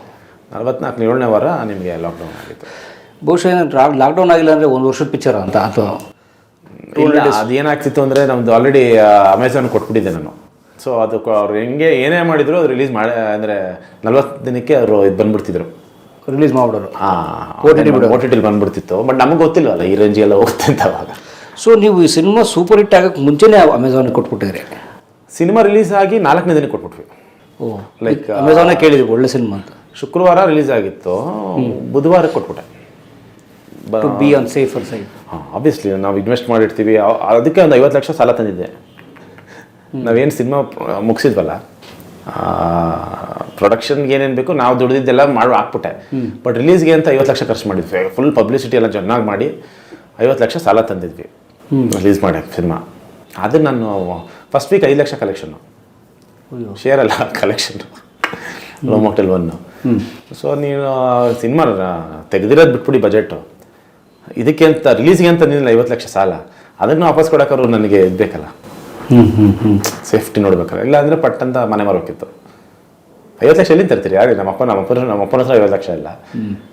ಮೊದಲೇ ಒಂದು ಹಳೇದೇ 1 ಕೋಟಿ ನಂದು ಬ್ಯಾಕ್ಲಾಗ್ ಆಲ್ರೆಡಿ 1 ಕೋಟಿ ನನ್ನ ಹತ್ರ ಇದಿತ್ತು. ಪ್ಲಸ್ 50 ಲಕ್ಷ ಈಗ ತಲೆ ಮೇಲೆ ಕೂತ್ಕೊತ್ತು. ಇನ್ನು ಮಿಕ್ಕಿದ್ದೆ ಎಲ್ಲ ಬಿಡಿ, ಅದು ನಾವು ದುಡಿದಿದ್ವಿ ಅದನ್ನ ಹಾಕಿದ್ವಿ. ಇನ್ನು ನಾವು ಪ್ರೊಡಕ್ಷನ್ ಮಾಡಿದ್ದು ಇದನ್ನ ನಾವು ಹೊರಗಡೆ ಅಂತಂದು ರಿಲೀಸ್ಗೆ ಅಂತ, ಅದು ಕೂತ್ಗೆಲ್ಲಿ ಕೂತ್ಕೋತು. ಆವಾಗ ನಾವು ಅಮೆಝಾನ್ ಬಂದಾಗ ಪಟ್ ಅಂತ ಕೊಟ್ಬಿಟ್ಟೆ. Good some. 70 ಲಕ್ಷಕ್ಕೆ ಕೊಟ್ಬಿಟ್ಟೆ. ಅವಾಗ ನಮಗೇನು ಓಕೆ 50 ಲಕ್ಷ ಹೋಯ್ತು ಅಂದರೆ ಅದ್ರ ದುಡ್ಡು ವಾಪಸ್ ಕೊಡ್ತೀನಿ, ಸಾಲ ತೀರಿಸ್ತು. ಇನ್ನೊಂದು ಎಕ್ಸ್ಟ್ರಾ 20 ಲಕ್ಷ ಇದೆ. ಆ್ಯಂಡ್ ಸುವರ್ಣಗೂ ಕೊಟ್ಬಿಟ್ಟಿದ್ದೆ ಇದನ್ನು. ಸೊ ಟೋಟಲ್ಲಿ ನಾನೆಲ್ಲ ಖರ್ಚು ಮಾಡಿ ಒಂದು ಅಂದರೆ ನಮ್ಮದೆಲ್ಲ ಬಜೆಟ್ ಸೇರಿಸಿ ಒಂದು 15 ಲಕ್ಷ 20 ಲಕ್ಷ ಪ್ರಾಫಿಟಲ್ಲಿತ್ತು. ಬಿಡಪ್ಪ, ಫಸ್ಟ್ ಡೈರೆಕ್ಷನ್ನು 20 ಲಕ್ಷ ಪ್ರಾಫಿಟ್ ಆಗಿ ಮಾಡಿಕೊಂಡೆ, ಬಿಟ್ಬಿಡೋಣ ಅದನ್ನು ಅಂತ ಸುಮ್ಮನೆ ಆ ಧೈರ್ಯದಲ್ಲಿ ಇದು ಮಾಡಿಬಿಟ್ಟಿದ್ದೆ. ಆಮೇಲೆ ತಾನೇ ನಿಮಗೆ ಎದ್ದಿದ್ದು ಸಿನಿಮಾ.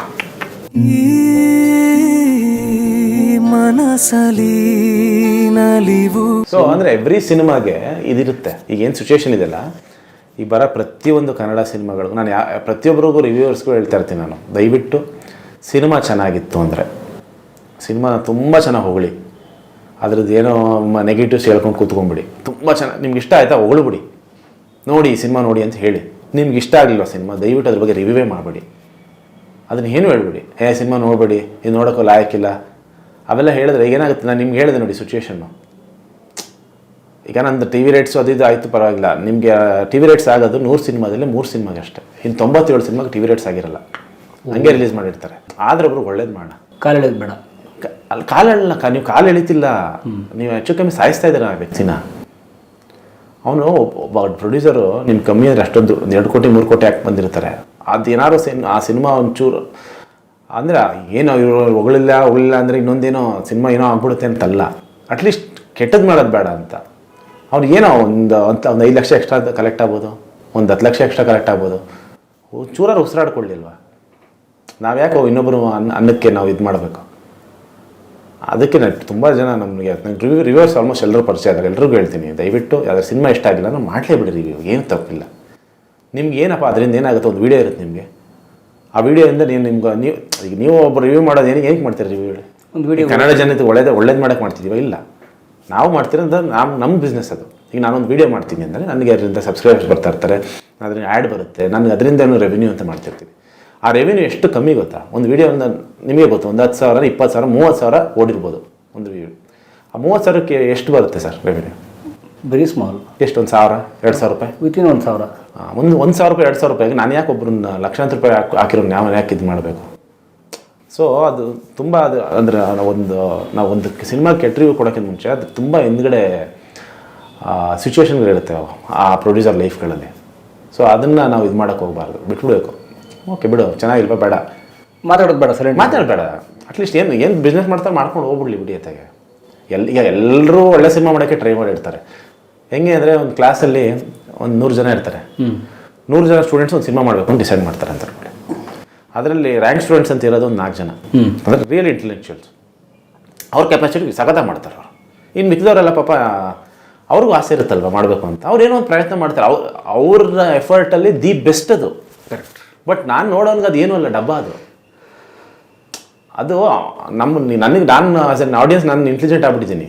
ಬಟ್ ಅವ್ನು ಆ್ಯಸ್ ಎ ಮೇಕರ್ ಅವ್ನು ಇಂಟೆಲಿಜೆಂಟ್ ಅಲ್ಲ, ಬಟ್ ಹಂಗಂತ ಅವನು ಪ್ರಯತ್ನ ಪಟ್ಟಿದ್ದಾನೆ ಅಷ್ಟೇ ಅಲ್ವಾ. It's okay. ಏನು ಬಾಬಾನ ಕೆಟ್ಟ ಸಿನಿಮಾ ಮಾಡಿರ್ತಾನೆ, ಅದಕ್ಕೆ ಯಾಕೆ ನಾವು ಏನೋ ರಿವ್ಯೂ ಮಾಡಿಕೊಂಡು ಇನ್ನೊಬ್ಬನ ಯಾಕೆ ಇದನ್ನು ಮಾಡಬೇಕು?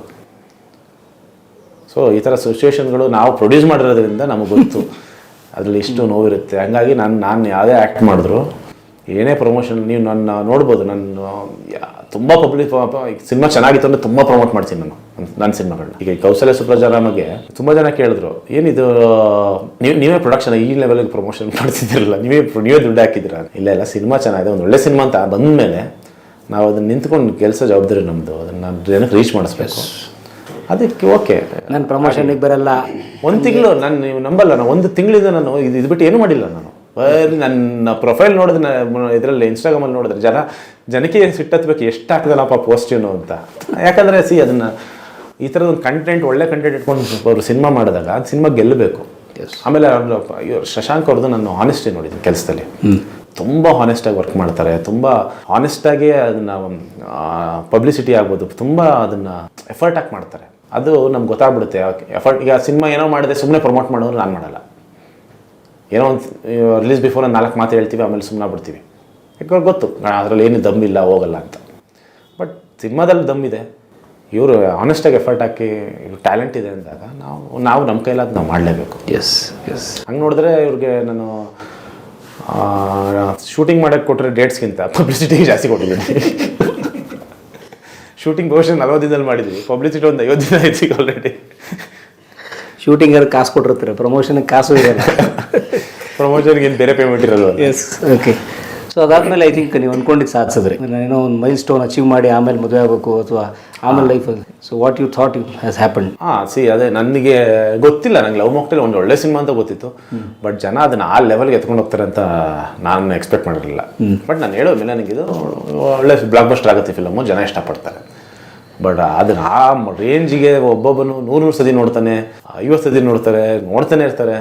ಈಗಲೂ ನನಗೆ ಎಷ್ಟು ಟ್ಯಾಕ್ಸ್ ಬರುತ್ತೆ ಸಿನಿಮಾ ಬಗ್ಗೆ ಅಂದರೆ, ಕೆಲವು ಟೈಮ್ ಅದೇ ಹೇಳ್ತಾರಲ್ಲ, ಹಾರ್ಟಿಂದ ಸಿನಿಮಾ ಮಾಡಿದಾಗ, ಹಾರ್ಟಿಂದ ಒಂದು ಕೆಲಸ ಮಾಡಿದಾಗ ಅದು ಡೆಫಿನೆಟ್ಲಿ ಜನಗಳ ಹಾರ್ಟ್ಗೆ ಹೋಗ್ಬಿಡಿಯೋದು. ಅದು ಬೇರೆ ಎಲ್ಲೂ ಟಚ್ ಆಗಲ್ಲ, ಸೀದಾಗ ಹಾರ್ಟ್ಗೆ ಟಚ್ ಆಗ್ತದೆ. ಓಕೆ.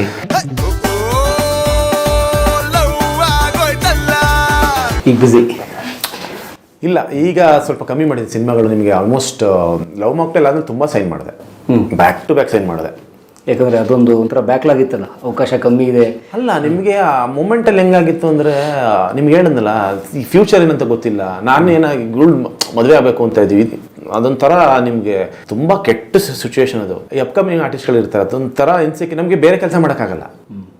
ಈಗ ನಾವು ಹೀರೋ ಅಲ್ವಾ, ನಾನು ಬೇರೆ ಈ ಒಂದ್ಸಲಿ ಹೀರೋ ಅಂತ ಎಸ್ಟಾಬ್ಲಿಷ್ ಆದಮೇಲೆ ನೀವು ಬೇರೆ ಎಲ್ಲೋ ಒಂದು ಕಡೆ ಕೆಲಸ ಮಾಡ್ತೀವಿ ಅಂದರೆ ಅದು ಆಗಲ್ಲ. ಒಂದ್ಸಲ ಬ್ಯಾಂಕಲ್ಲಿ ಕ್ಲರ್ಕ್ ಆಗ್ತೀನಿ ಆಗಲ್ಲ ಅದು. ಅದು ಏನಾದರೂ ನೀವು ಅಲ್ಲಿ ಹೋಗಿ ಅದನ್ನೇ ಮಾಡ್ಬೇಕು ನೀವು. ಬಟ್ ಅಲ್ಲಿರೋದು ತುಂಬ ಇನ್ಸೆಕ್ಯೂರಿಟಿ ಜಾಗ ಅದು. ಸೊ ಅವಾಗ ಏನಾಯಿತು ಅಂದರೆ ಲವ್ ಮಾಕ್ಟೇಲ್ ಆದಮೇಲೆ ಅದಕ್ಕೆ ಬ್ಯಾಕ್ ಟು ಬ್ಯಾಕ್ ಸೈನ್ ಮಾಡಿದೆ. ಇಲ್ಲ ಇನ್ನು ಸಿನಿಮಾ ಮಾಡಬೇಕು ಬಿಸಿಯಾಗಿ ಅಂತ. ಸೊ ಒಂದಷ್ಟು ಮಾಡ್ಕೊಂಡು ಬಂದು up to Love mocktail 2 sign ಮಾಡಿದೆ. ಲವ್ ಮಾಕ್ಟೇಲ್ 2 ರಿಲೀಸ್ ಆಗುತ್ತೆ ಅಂತ. ಈ ಬದುಕಿನ ಪಯಣಕ್ಕೂ ತಿರುವು ಇದೆ. ನೀವು ಪ್ರೊಡ್ಯೂಸರ್ ಅಲ್ಲ ಅದಕ್ಕೆ? ಲವ್ ಮಾಕ್ಟೇಲ್ 2 ನಾನೇ. ಅದು ಮಧ್ಯೆ ಅದು ಇಲ್ಲ. ಸೊ ಲವ್ ಮಾಕ್ಟೇಲ್ 2 ಯಾವಾಗ ಇದಾಯಿತು, ಆಮೇಲಿಂದ ಸ್ಟಾಪ್ ಔಟೆ, ಸೈನ್ ಮಾಡಲ್ಲ ಅಂತ. ಯಾಕೆ? ಇಲ್ಲ, ಆಮೇಲೆ ಚೂಸ್ ಅದೇ. ನನಗೇನು ನಾನು ಫಸ್ಟ್ ಬೇಸಿಕ್ ನನಗೇನು ಮಾಡ್ಕೋಬೇಕು ನನ್ನ ಲೈಫಲ್ಲಿ ನಾನು ಅದನ್ನು ಮಾಡ್ಕೊಳ್ಬೇಕು. ಈಗ ಓಕೆ ನಾನು ಮದುವೆ ಆಗ್ತಾ ಇದ್ದೀನಿ, ನಾನು ನಂಬಂದಿರೋದು ನಾನೊಂದು ಲೈಫ್ ಕೊಡಬೇಕು ಅನ್ನೋದು ನಾನು ಹೇಳಿದ್ನಲ್ಲ ನಿಮಗೆ. ಅದನ್ನು ಅಲ್ಲಿ ತನಕ ನಾನು ಏನು ಮಾಡಬೇಕು ನಾನು ಮಾಡಿದೆ ಕಂಟಿನ್ಯೂಸ್ ಆಗಿ. ಇಲ್ಲ ಕೆಲಸ ಮಾಡಬೇಕು, ಒಂದಷ್ಟು ನಾವು ಸೆಟ್ಲ್ ಆಗಬೇಕು ಲೈಫಲ್ಲಿ. ಫಸ್ಟ್ ನಾವು ಸೆಕ್ಯೂರ್ಡ್ ಆಗಬೇಕು ಫಸ್ಟು. ನಾಳೆ ದಿನ ಏನೇ ಹೆಚ್ಚು ಕಮ್ಮಿ ಆಯಿತು ಅಂದರೆ ನಾವು ಇದಾಗಬಾರ್ದು, ಫೈನಾನ್ಷಿಯಲಿ ಅಳ್ಳಾಡಬಾರ್ದು, ಆಮೇಲೆ ಇನ್ನೊಬ್ಬರ ಹತ್ರ ಕೈ ಚಾಚಬಾರ್ದು, ಅವೆಲ್ಲ ಇರುತ್ತೆ. ನಾನು ತುಂಬ ಸ್ವಾಭಿಮಾನದಿಂದ ಬದುಕಿರೋ ನಮ್ಗೆ ಅದು ತುಂಬ ಭಯ ಆಗುತ್ತೆ, ನನಗೆ ನಿದ್ದೆ ಬರಲ್ಲ ಅದು. ಚೂರು ನಾಳೆ ದಿನ ನಮ್ಮ ಅಪ್ಪನ ಕೇಳಬೇಕು ಅಂದರೆ ಒಂದು ಹಿಂಸೆ ಆಗ್ತಿರುತ್ತೆ. ಹೆಂಗಪ್ಪ ಕೇಳೋದು, ಯಾವತ್ತು ನಾವು ಕೊಡಂಗೆ ಆಗ್ಬೇಕಲ್ವ, ನಮ್ಮ ತಂದೆಗೆ ಆಗ್ಬೋದು, ಆ ಏಜಲ್ಲಿ ಇರ್ತೀವಿ ನಾವು, ಅವ್ರಿಗೇನು ಕೊಡ್ತೀವಿ, ಅವ್ರ ಹತ್ರ ಇಸ್ಕೊಳಂಗೆ ಆಗ್ಬಾರ್ದು ನಾವು. ಸೊ ಹಂಗಾಗಿ ನಾನು ಪ್ರೊಡ್ಯೂಸ್ ಮಾಡೋದಕ್ಕೂ ಬೇರೆಯವ್ರ ಹತ್ರ ಕೇಳಕ್ಕೆ ಹೋಗಲಿಲ್ಲ. ನಾವು ಏನಿದೆ ನಮಗೆ ನಾವು ದುಡ್ಕೋಬೇಕು ಅನ್ನೋದು. ಸೊ ಆ ಟೈಮಲ್ಲಿ ನಾನು ತುಂಬ ಸೈನ್ ಮಾಡಿದೆ ಸಿನಿಮಾಗಳು. ಲಾಕ್ಡೌನು ಗೊತ್ತಿಲ್ಲ ನಮಗೆ, ಫ್ಯೂಚರ್ ಏನು ಅಂತ ಗೊತ್ತಿಲ್ಲ, ಸಿನಿಮಾಗಳ ಮುಂದಕ್ಕೆ ಏನಾಗಿದೆ ಗೊತ್ತಿಲ್ಲ, ಥಿಯೇಟ್ರ್ ಉಳಿಯುತ್ತಾ ಇಲ್ವೋ ಅಂತ ಗೊತ್ತಿಲ್ಲ. ಎಲ್ಲರೂ ಹಂಗೆ ಫುಲ್ ಕನ್ಫ್ಯೂಷನ್ ಇದ್ವಿ. ನಾನು ಇಲ್ಲಪ್ಪ ಎಷ್ಟೆಷ್ಟು ಸಿನಿಮಾ ಆಗುತ್ತೆ ಈಗ ಮಾಡ್ಕೊಂಬೋಣ, ಬಂದಿದ್ದ ಅವಕಾಶ ಮಾಡ್ತೀನಿ, ಬರ್ತಾ ಇರುತ್ತೆ ಮಾಡ್ಕೊಂಡು ಹೋಗೋಣ ಅಂತ ಒಂದಷ್ಟು ಸೈನ್ ಮಾಡಿದೆ. ಅಪ್ ಟು ಲವ್ ಮಾಕ್ಟೇಲ್ 2 ಮಾಡಿದೆ. ಸೊ ಲವ್ ಮಾಕ್ಟೇಲ್ 2 ನಾನು ರಿಲೀಸ್ ಮಾಡಿದ್ದು ಲಾಕ್ಡೌನ್ ಓಪನ್ ಆದಮೇಲೆ. Like February 6th lockdown open ಆಯಿತು, ಫೆಬ್ರವರಿ 11th ರಿಲೀಸ್ ಮಾಡಿದೆ cinema. That was the last lockdown ಆಗಿತ್ತು. ತುಂಬ ದೊಡ್ಡ ಮಟ್ಟಕ್ಕೆ ಸಕ್ಸಸ್ ಆಯಿತು. ನಿಮ್ಗೆ ಆಲ್ಮೋಸ್ಟ್ ಲವ್ ಮಾಕ್ಟೇಲ್ ಏನು ಮಾಡ್ತಲ್ಲ ನಿಮ್ಗೆ 5 times ಮಾಡ್ತದ್ದು ಕಲೆಕ್ಷನ್. ವಾವ್. ಲವ್ ಮಾಕ್ಟೇಲ್ ಆ ರೇಂಜಲ್ಲಿ ಹೋಯ್ತು ನಿಮ್ಗೆ 5 weeks ಲವ್ ಮಾಕ್ಟೇಲ್ 2 ಬಂದು ಲವ್ ಮಾಕ್ಟೇಲ್ 2 ಬಿಸ್ನೆಸ್ ಏನು ಮಾಡಿತ್ತು ಫಸ್ಟ್ ವೀಕಲ್ಲಿ ಡಬಲ್ ಮಾಡಿಬಿಡ್ತು. ಸೊ ಗೊತ್ತಾಯಿತು ಬಿಸ್ನೆಸ್ ಹಿಂಗೆ. ಓಕೆ ನಾನು ನೋಡಿದೆ, ಓಕೆ ನಾವೇನು ಬಿಸ್ನೆಸ್ ಮಾಡಬೇಕಿತ್ತು ಅಥವಾ ನಾವು ಸೆಕ್ಯೂರ್ ಆಗಬೇಕಿತ್ತು ಎಲ್ಲ ಆಯಿತು. ಇಲ್ಲ ಇನ್ನು ನಾನು ಚೂಸ್ ಆಗೋಣ ಅಂತ ಲಾಸ್ಟ್ 1.5 ವರ್ಷ ಫೆಬ್ರವರಿಲಿ ರಿಲೀಸ್ ಆಗಿದ್ದು. ಅದಾದ್ಮೇಲೆ ಸೈನ್ ಮಾಡಿದ್ದು ಏಕೈಕ ಸಿನಿಮಾ ಕೌಸಲ್ಯ ಸುಬ್ರಧಾರ. Do not disturb me. Love mocktail 2 ಆದಮೇಲೆ. ಸೊ ಅದಾದಮೇಲೆ ಇದುವರೆಗೂ ಒಂದು ಸಿನಿಮಾ ಸೈನ್ ಮಾಡಿಲ್ಲ ನಾನು. ಬಟ್ ಆಫರ್ಸ್ ಬರ್ತಾನೆ ಇರ್ತವೆ. ಒಂದು 150 ಕತೆ ಕೇಳಿದ್ದೀನಿ ಆಲ್ರೆಡಿ. ಬೇಡ ಅಂತೀರಾ? ಒಂದು ಕೇಳಿಲ್ಲ. ಏನು ಸಮಸ್ಯೆ, ಕಥೆಯಲ್ಲಿ ದಮ್ಮಿಲ್ವಾ ಅಥವಾ? ಅಲ್ಲ, ಕತೆ ಸಿಕ್ಕಿಲ್ಲ ನನಗೆ. ಈಗ ಏನಾಗುತ್ತೆ ಅಂದರೆ ಈಗ ನಾನು ಲವ್ ಮಾಕ್ಟೇಲ್ ಸಿನಿಮಾ ಮಾಡಿದ್ದೀನಿ. ಸೊ ಸಿನಿಮಾ ನೋಡಿದ್ದೀರಾ, ನಿಮ್ಗೆ ಅದು ಸೆನ್ಸಿಬಿಲಿಟಿ ಏನು ಅಂತ ಗೊತ್ತಿದೆ. ಈಗ ಅದಾದಮೇಲೆ ನಾನು ಸೆಲೆಕ್ಟ್ ಮಾಡಿರೋ ಏಕೈಕ ಸ್ಕ್ರಿಪ್ಟು ಕೌಸಲ್ಯ. ಅದ್ರ ಸೆನ್ಸಿಬಿಲಿಟಿ ಏನು ಅಂತ ಈಗ ಆಲ್ರೆಡಿ ಜನ ನೋಡಿದ್ದಾರೆ. ಸೊ ಆ ಸೆನ್ಸಿಬಿಲಿಟಿಲ್ಲ ಸಿನಿಮಾ ಮಾಡೋಕ್ಕೆ ನನಗೆ ತುಂಬ ಇಷ್ಟ. ಬಟ್ ಆ ಥರ ಕತೆಗಳು ನಿಮ್ಗೆ ಯಾವಾಗಲೂ ಸಿಗಲ್ಲ. ಕರೆಕ್ಟ್, ಅದೇ ಕ್ವಾಲಿಟಿ ಉಳಿಸ್ಕೋಬೇಕು. ಅಂದರೆ 2013 ನಾನು ಬಂದಿರೋದು. ಸೊ ನಾನು ಅದರಂಗೆ ನಾನು ತುಂಬ ಇಷ್ಟವಾದ ಕತೆ ನಾನು ಕೇಳಿದಾಗ ಫಸ್ಟ್ ಟೈಮ್ ಕೇಳಿದಾಗ ಇಂಟ್ರೆಸ್ಟ್ ಆಯ್ತು. ಅದು ಬಿಟ್ಟರೆ ನೆಕ್ಸ್ಟ್ ನಂದು ಬಿಟ್ಬಿಡಿ, ಲವ್ ಮಾಕ್ಟೇಲ್ 1, 2 2 ಬಿಟ್ಬಿಡಿ. ನೆಕ್ಸ್ಟ್ ಬಂದರೆ ಕೌಸಲ್ಯ ಸುಬ್ರಧಾರ ನಾಮ ಕೇಳಿದ್ದು 2022ರಲ್ಲಿ, ಹೋದ ವರ್ಷ. ಸೊ 10 ವರ್ಷದಲ್ಲಿ ಕೇಳಿದ ಬೆಸ್ಟ್ ಕತೆ ಇದು, ದಿ ಬೆಸ್ಟ್ ಕತೆ. ನಿಮ್ಮ ಕರಿಯರ್ 10 ವರ್ಷದ ಕೆರಿಯರಲ್ಲಿ ನಾನು ದಿ ಬೆಸ್ಟ್ ಕತೆ ಕೇಳಿದ್ದು ಕೌಸಲ್ಯ ಸುಬ್ರಧಾರ. ಹಂಗಂತ ನಾನು 10 ವರ್ಷ ಬೇರೆ ಸಿನಿಮಾ ಮಾಡೋಂಗಿಲ್ವಾ? ನಾನು ಒಂದು ಸಾರಿನೇ ಯಾವುದೂ ಒಪ್ಕೊಂಡು ಮಾಡಿರಲ್ಲ. ಇನ್ನೊಂದು ಲಕ್ಕಿ ಮ್ಯಾನ್ ತುಂಬ ಇಷ್ಟಪಟ್ಟು ಮಾಡಿದ್ದೆ ಬಿಡಿ. ಬಟ್ ಲಕ್ಕಿ ಮ್ಯಾನ್ ಬಂದು ಇಟ್ಸ್ ಅ ರೀಮೇಕ್. ಗೊತ್ತೇ ಆಗದೆ ಶುರುನಾ ಇದ್ರದ್ದು. ಸೊ ಅದು ಬಿ ಆ ಕತೆ ಒಂದು ರೀಮೇಕ್ ಅಂತ ಬಂದಾಗ ಅದು ತುಂಬ ಈಸಿ ಆ್ಯಕ್ಚುಲಿ ರೀಮೇಕ್ ಸೆಲೆಕ್ಟ್ ಮಾಡೋದು. ಸೊ ಆಲ್ರೆಡಿ ನೋಡ್ತೀವಿ ಅದು ಚೆನ್ನಾಗಿಲ್ಲ ಅಂತ ಜಡ್ಜ್ ಮಾಡ್ಬಿಡ್ತೀವಿ. ಬಟ್ ಒಂದು ಸ್ವಮೇಕ್ ಅಂತ ಬಂದಾಗ ಬರೀ ಕತೆ ಕೇಳಿ ಜಡ್ಜ್ ಮಾಡ್ಬೇಕಲ್ಲ. ಅಷ್ಟು ಕನ್ವಿನ್ಸ್ ಆಗಿರೋ ಕತೆ ನನಗೆ ಹಾರ್ಟ್ಫುಲಿ ಕನ್ವಿನ್ಸ್ ಆಗಿರೋ ಕತೆ ಇದೊಂದು. ಹಂಗಾರೆ 10 ವರ್ಷದಲ್ಲಿ ನಾನು ಬೇರೆ ಸಿನಿಮಾ ಮಾಡೋಂಗಿಲ್ವಲ್ಲ. 10 ವರ್ಷ ಒಂದೇ ಮಾಡ್ಕೊಂಡು ಕೂತಿರೋದು ಹಂಗೂ ಆಗಲ್ಲ. ಸೊ ಅವಾಗ ಏನಾಗುತ್ತೆ, ಓಕೆ ಒಂದು ಆ್ಯಾವ್ರೇಜ್ ಸ್ಕ್ರಿಪ್ಟ್ಗಳು, ಓಕೆ ಇದೊಂದು ಪರವಾಗಿಲ್ಲ ಅಂದರೆ ಒಂದು ವರ್ಗಕ್ಕೆ ಒಂದು ಇಷ್ಟ ಆಗ್ಬೋದು ಅಂತ. ಸೊ ಆ ಥರದ್ದು ಪಿಕ್ ಮಾಡ್ತಾ ಹೋಗ್ತೀವಿ. ಸೊ ನಾನೇನು ಮಾಡ್ಕೊಂಡ್ಬಂದಿದ್ದೀನಲ್ಲ ಅದು ನಾನು ಕೇಳಿರೋ ಬೆಸ್ಟ್ ಕತೆಗಳು, ಅಂದರೆ ಬಂದಿರೋ ಬೆಸ್ಟಲ್ಲಿ ನಾನು ಆಯ್ಕೆ ಮಾಡ್ಕೊಂಡು ಹೋಗಿದ್ದೀನಿ. ಸೊ ನಮಗೂ ಒಳ್ಳೊಳ್ಳೆ ಕತೆಗಳನ್ನ ಆಯ್ಕೆ ಮಾಡಬೇಕು ಅನ್ನೋದೊಂದು ಇರುತ್ತೆ. ಬಟ್ ಅದು ಸಿಗಬೇಕಲ್ಲ ಕತೆಗಳು. ನಾನು ಆಲ್ಮೋಸ್ಟ್ ಹೇಳಿದೆ, ನಾನು 100-120 ಕತೆ ಕೇಳಿದ್ದೀನಿ ಈ 1 ವರ್ಷದಲ್ಲಿ. ಲವ್ ಮಾಕ್ಟೇಲ್ 2 ಆದಮೇಲೆ ಇನ್ನೂ ಯಾವುದೂ ಇನ್ನೂ ಸೈನ್ ಮಾಡಿಲ್ಲ. 120 ಕತೆ ಕೇಳಿ ಇದೊಂದು ಒಪ್ಪಿದಿರಿ. ಇದೊಂದು ಫಸ್ಟೇ ಒಪ್ಪಿಟ್ಟೆ ಇದು. ಇದಾದಮೇಲೆ ನಾಳೆ ಕೌಸಲ್ಯ ಸುಪ್ರಜ ಆದಮೇಲೆ ಸಾಕಷ್ಟು ಕತೆಗಳು ಕೇಳಿದ್ದೀನಿ. ಬಟ್ ಇವಾಗ ಫಿಕ್ಸ್ ಆಗ್ಬಿಟ್ಟು ಇಲ್ಲ ಲವ್ ಮಾಕ್ಟೇಲ್ 2 ಆದಮೇಲೆ ನನಗೆ ಕಂಪ್ಲೀಟ್ 100% ಓಕೆ ಆಗತ್ತಂಗೆ ನಾನು ಯಾವ ಕಥೆನೂ ಓಕೆ ಮಾಡಲ್ಲ ಅಂತ. 1 ವರ್ಷ ಆಯ್ತು ಇನ್ನೂ ಅದು ಕಥೆ ಸಿಕ್ಕಿಲ್ಲ. ಓಕೆ. ಸೊ ನೋಡೋಣ, ಇನ್ನೊಂದು 3 ತಿಂಗಳು ನೋಡ್ತೀನಿ. ಆಮೇಲೆ ಮತ್ತೆ ಬಿಡು. ಪೆನ್ನು ಮತ್ತೆ ಕೈಗೆ ಮತ್ತೆ ಪೆನ್ನು ಅಲ್ಲ, ಪೆನ್ನು ಓಕೆ. ಅದೊಂದು ಕಡೆ ನಡೀತಾ ಇದೆ. ಅಂದರೆ ಎಲ್ಲ ಸಿನಿಮಾ ನಾನೇ ಡೈರೆಕ್ಟ್ ಮಾಡಿ ನಾನೇ ಆ್ಯಕ್ಟ್ ಮಾಡೋಕ್ಕಾಗಲ್ಲ. ಎಲ್ಲೋ ಒಂದೊಂದು ಮಾಡ್ಬೋದು, 2 ವರ್ಷಕ್ಕೂ 3 ವರ್ಷಕ್ಕೂ ಒಂದು ಯಾವುದೋ ಒಂದು ಯೋಚನೆ ಬರ್ಬೋದು, ಮಾಡ್ಬೋದು. ಹಂಗಂತ ನಾ ಮಾಡಿದ್ದೆಲ್ಲ ಚೆನ್ನಾಗಿರುತ್ತೆ ಅಂತ ಗೊತ್ತಿಲ್ಲ ನನಗೆ. 2 ಪ್ರಯತ್ನ ಆಯಿತು, 2 ಚೆನ್ನಾಗಾಯಿತು. ಬಟ್ ನೆಕ್ಸ್ಟು ಬೇಸಿಕಲಿ ನಾನು ರೈಟ್ರಲ್ಲ, ನನ್ನ ಲೈಫ್ ಎಕ್ಸ್ಪೀರಿಯನ್ಸ್ ಇಟ್ಕೊಂಡು ಒಂದು ಸಿನಿಮಾ ಮಾಡಿದೆ, ವರ್ಕ್ ಆಯಿತು. ಬಟ್ ಆ ಥರ ಎಕ್ಸ್ಪೀರಿಯನ್ಸ್ ನನ್ನ ಹತ್ರ ಅಷ್ಟೊಂದು ಇಲ್ವಲ್ಲ. ಸೊ ಇನ್ನು ಮಿಕ್ಕಿದ್ದೆಲ್ಲ ತುಂಬ ಓದಿ ಮಾಡಬೇಕು. ನನಗೆ ಓದಿದ್ರೆ ನಿದ್ದೆ ಬರುತ್ತೆ. ನನಗೆ ಪುಸ್ತಕಗಳು ಓದೋ ಅಭ್ಯಾಸ ಇಲ್ಲ. ಕಾಲೇಜಲ್ಲೇ ಓದಕ್ಕೆ ನಿದ್ದೆ ಬರುತ್ತೆ. ಮತ್ತೆ ಇಲ್ಲಿ ಕೂತ್ಕೊಂಡು ಓದೋದ್ರೆ ಎಲ್ಲಿ ಓದೋದಪ್ಪ ಅಂತ. ಸೊ ನೋಡೋಣ, ಅದಕ್ಕೋಸ್ಕರ ಕತೆಗಳನ್ನ ಕೇಳ್ತಾ ಇದ್ದೀನಿ, ಸಾಕಷ್ಟು ಕತೆಗಳು ಕೇಳ್ತಾ ಇದ್ದೀನಿ. ಓಕೆ. ಯಾವುದೂ ಅಂಥ ತೃಪ್ತಿ ಕೊಟ್ಟಿಲ್ಲ. ಅಂದರೆ ಕಂಪ್ಲೀಟ್ ನನಗೆ ವಾವ್ ಅಂತ ಅನಿಸಿದ್ರೆ ಮಾತ್ರ ಮಾಡೋದು ಅಂತ ವೇಟ್ ಮಾಡ್ತಿದ್ದೀನಿ. ಓಕೆ. ಕೆಲವು ಚೆನ್ನಾಗಿರುತ್ತೆ, ಬಟ್ ವಾವ್ ಅನಿಸ್ತಲ್ಲ. ತಂದೆ ಬಂದು ACP ಆಗಿದ್ದರು ಇವಾಗ ಬ್ಯಾಂಗ್ಳೂರಲ್ಲಿ, ನಾಗಪ್ಪ ಅಂತ. ಅವ್ರಿಗೂ ACP ಆಗಿದ್ದರಿಂದ ಸೊ ಅವ್ರಿಗೆ ತುಂಬ ಫಿಲ್ಮ್ ಅವ್ರ ಕಾಂಟ್ಯಾಕ್ಟ್ಸ್ ಇದ್ದರು. ಲೈಕ್ ದೊಡ್ಡಣ್ಣ ಅಂಕಲ್ಲು, ರಾಕ್ಲೇನ್ ಅವರು, ಇವರೆಲ್ಲ ರೆಗ್ಯುಲರ್ ಆಗಿ ಟಚಲ್ಲಿದ್ದರು. ಸೊ ನನಗೇನಾಯಿತು ಅಂದರೆ ನಾನು ಓದೋಕ್ಕೊಂದು ಆಗ್ತಿರಲಿಲ್ಲ. ಹಂಗಾಗಿ ಮುಂಚೆ ಕ್ರಿಕೆಟ್ ಆಡುವೆ, ಟೆನ್ನಿಸ್ ಆಡುವೆ, ಬೇರೆ ಏನಾದ್ರು ಮಾಡಬೇಕು, ಓದೋದು ಬಿಟ್ಬಿಟ್ಟು ಇದೊಂದಿತ್ತು. ಆವಾಗ ಕ್ರಿಕೆಟ್ ಆಡ್ತಾಯಿದ್ದೆ, ಚೆನ್ನಾಗಿ ಕ್ರಿಕೆಟ್ ಆಡ್ತಾಯಿದ್ದೆ. ಬಟ್ ಕ್ರಿಕೆಟಲ್ಲಿ ಆ ಏಜು ದಾಟ್ಬಿಟ್ಟಿತ್ತು. ಲೈಕ್ 18-19 ಇದ್ದಾಗ ಸ್ವಲ್ಪ ಜಿಮ್ ಮಾಡೋ ಸ್ಟಾರ್ಟ್ ಮಾಡಿದ್ವಿ.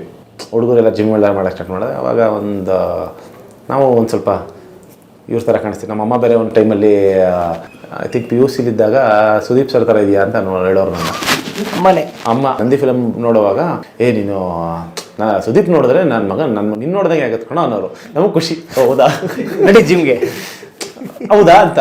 ಅಂದರೆ ಇದೆಯಾ ಕಾಣಿಸ್ತೀನ ಈಗ ಅವ್ರು ನಾರ್ಮಲ್ ಹುಡುಗಂಗೆ ಅದು ಇರೋ ಥರ ಇದೆ ಅಂದ್ರೆ ಸ್ವಲ್ಪ ಖುಷಿ ಆಗಲ್ಲ. ಆ ಥರ ಖುಷಿ ಆಗೋದು. ಅವಾಗ ಜಿಮ್ ಮಾಡ್ತಿದ್ದಾಗ ಯಾಕೆ ಆ್ಯಕ್ಟರ್ ಆಗಬಾರ್ದು ಅಂತ ಒಂದು ಆಸೆ ಸ್ಟಾರ್ಟ್ ಆಯಿತು. ಆವಾಗ ಐ ಥಿಂಕ್ ಫೈನಲ್ ಇಯರ್ ಡಿಗ್ರಿಲಿದ್ದೆ ಅನ್ಸುತ್ತೆ. ಫೈನಲ್ ಇಯರ್ ಡಿಗ್ರಿಲಿದ್ದಾಗ BBM ಮೈಸೂರಲ್ಲಿದ್ದಾಗ ಇವರು ದರ್ಶನ್ ಸರ್ ಇಲ್ಲಿ ಬರೋರು, ಸಿದ್ಧಾರ್ಥ ಲೇಔಟಲ್ಲಿ ಒಂದು ಜಿಮ್ಮಲ್ಲಿ ಸಿಗೋರು. ರೆಗ್ಯುಲರ್ ಆಗಿ ಅವರು ಶೂಟಿಂಗಲ್ಲಿ ಇದ್ದಾಗ ಬಂದು ಮಾಡೋರು. ನಾನು ಅದೇ ಟೈಮಲ್ಲಿ ಅಲ್ಲಿ ವಿವಾ ಅಂತ ಜಿಮ್ ಇದೆ ನಜರ್ಬಾದಲ್ಲಿ, ಅಲ್ಲಿ ವರ್ಕೌಟ್ ಮಾಡೋಕ್ಕೆ ಅವರು ಬರೋರು. ಬೆಳಿಗ್ಗೆ ಅವರು ಒಂದು 5 ಗಂಟೆ 5:05ವರೆಗೆ ಬಂದುಬಿಡೋರು. ನಾನೊಂದು 6 ಗಂಟೆಗೆ ಹೋಗುವೆ. ಅವ್ರು ಶೂಟಿಂಗ್ ಇದ್ದಾಗ ಮಾತ್ರ ಅಲ್ಲಿ ಮಾಡ್ತಾಯಿದ್ದೆ. ಸೊ ಅವಾಗ ಸಿಗೋರು. ಸೊ ಅವಾಗ ಮಾತಾಡಿಸ್ತಾಯಿದ್ರು, ಆಯ್ ಬಾಯ್ ಥರ ಪರಿಚಯ ಆಯಿತು.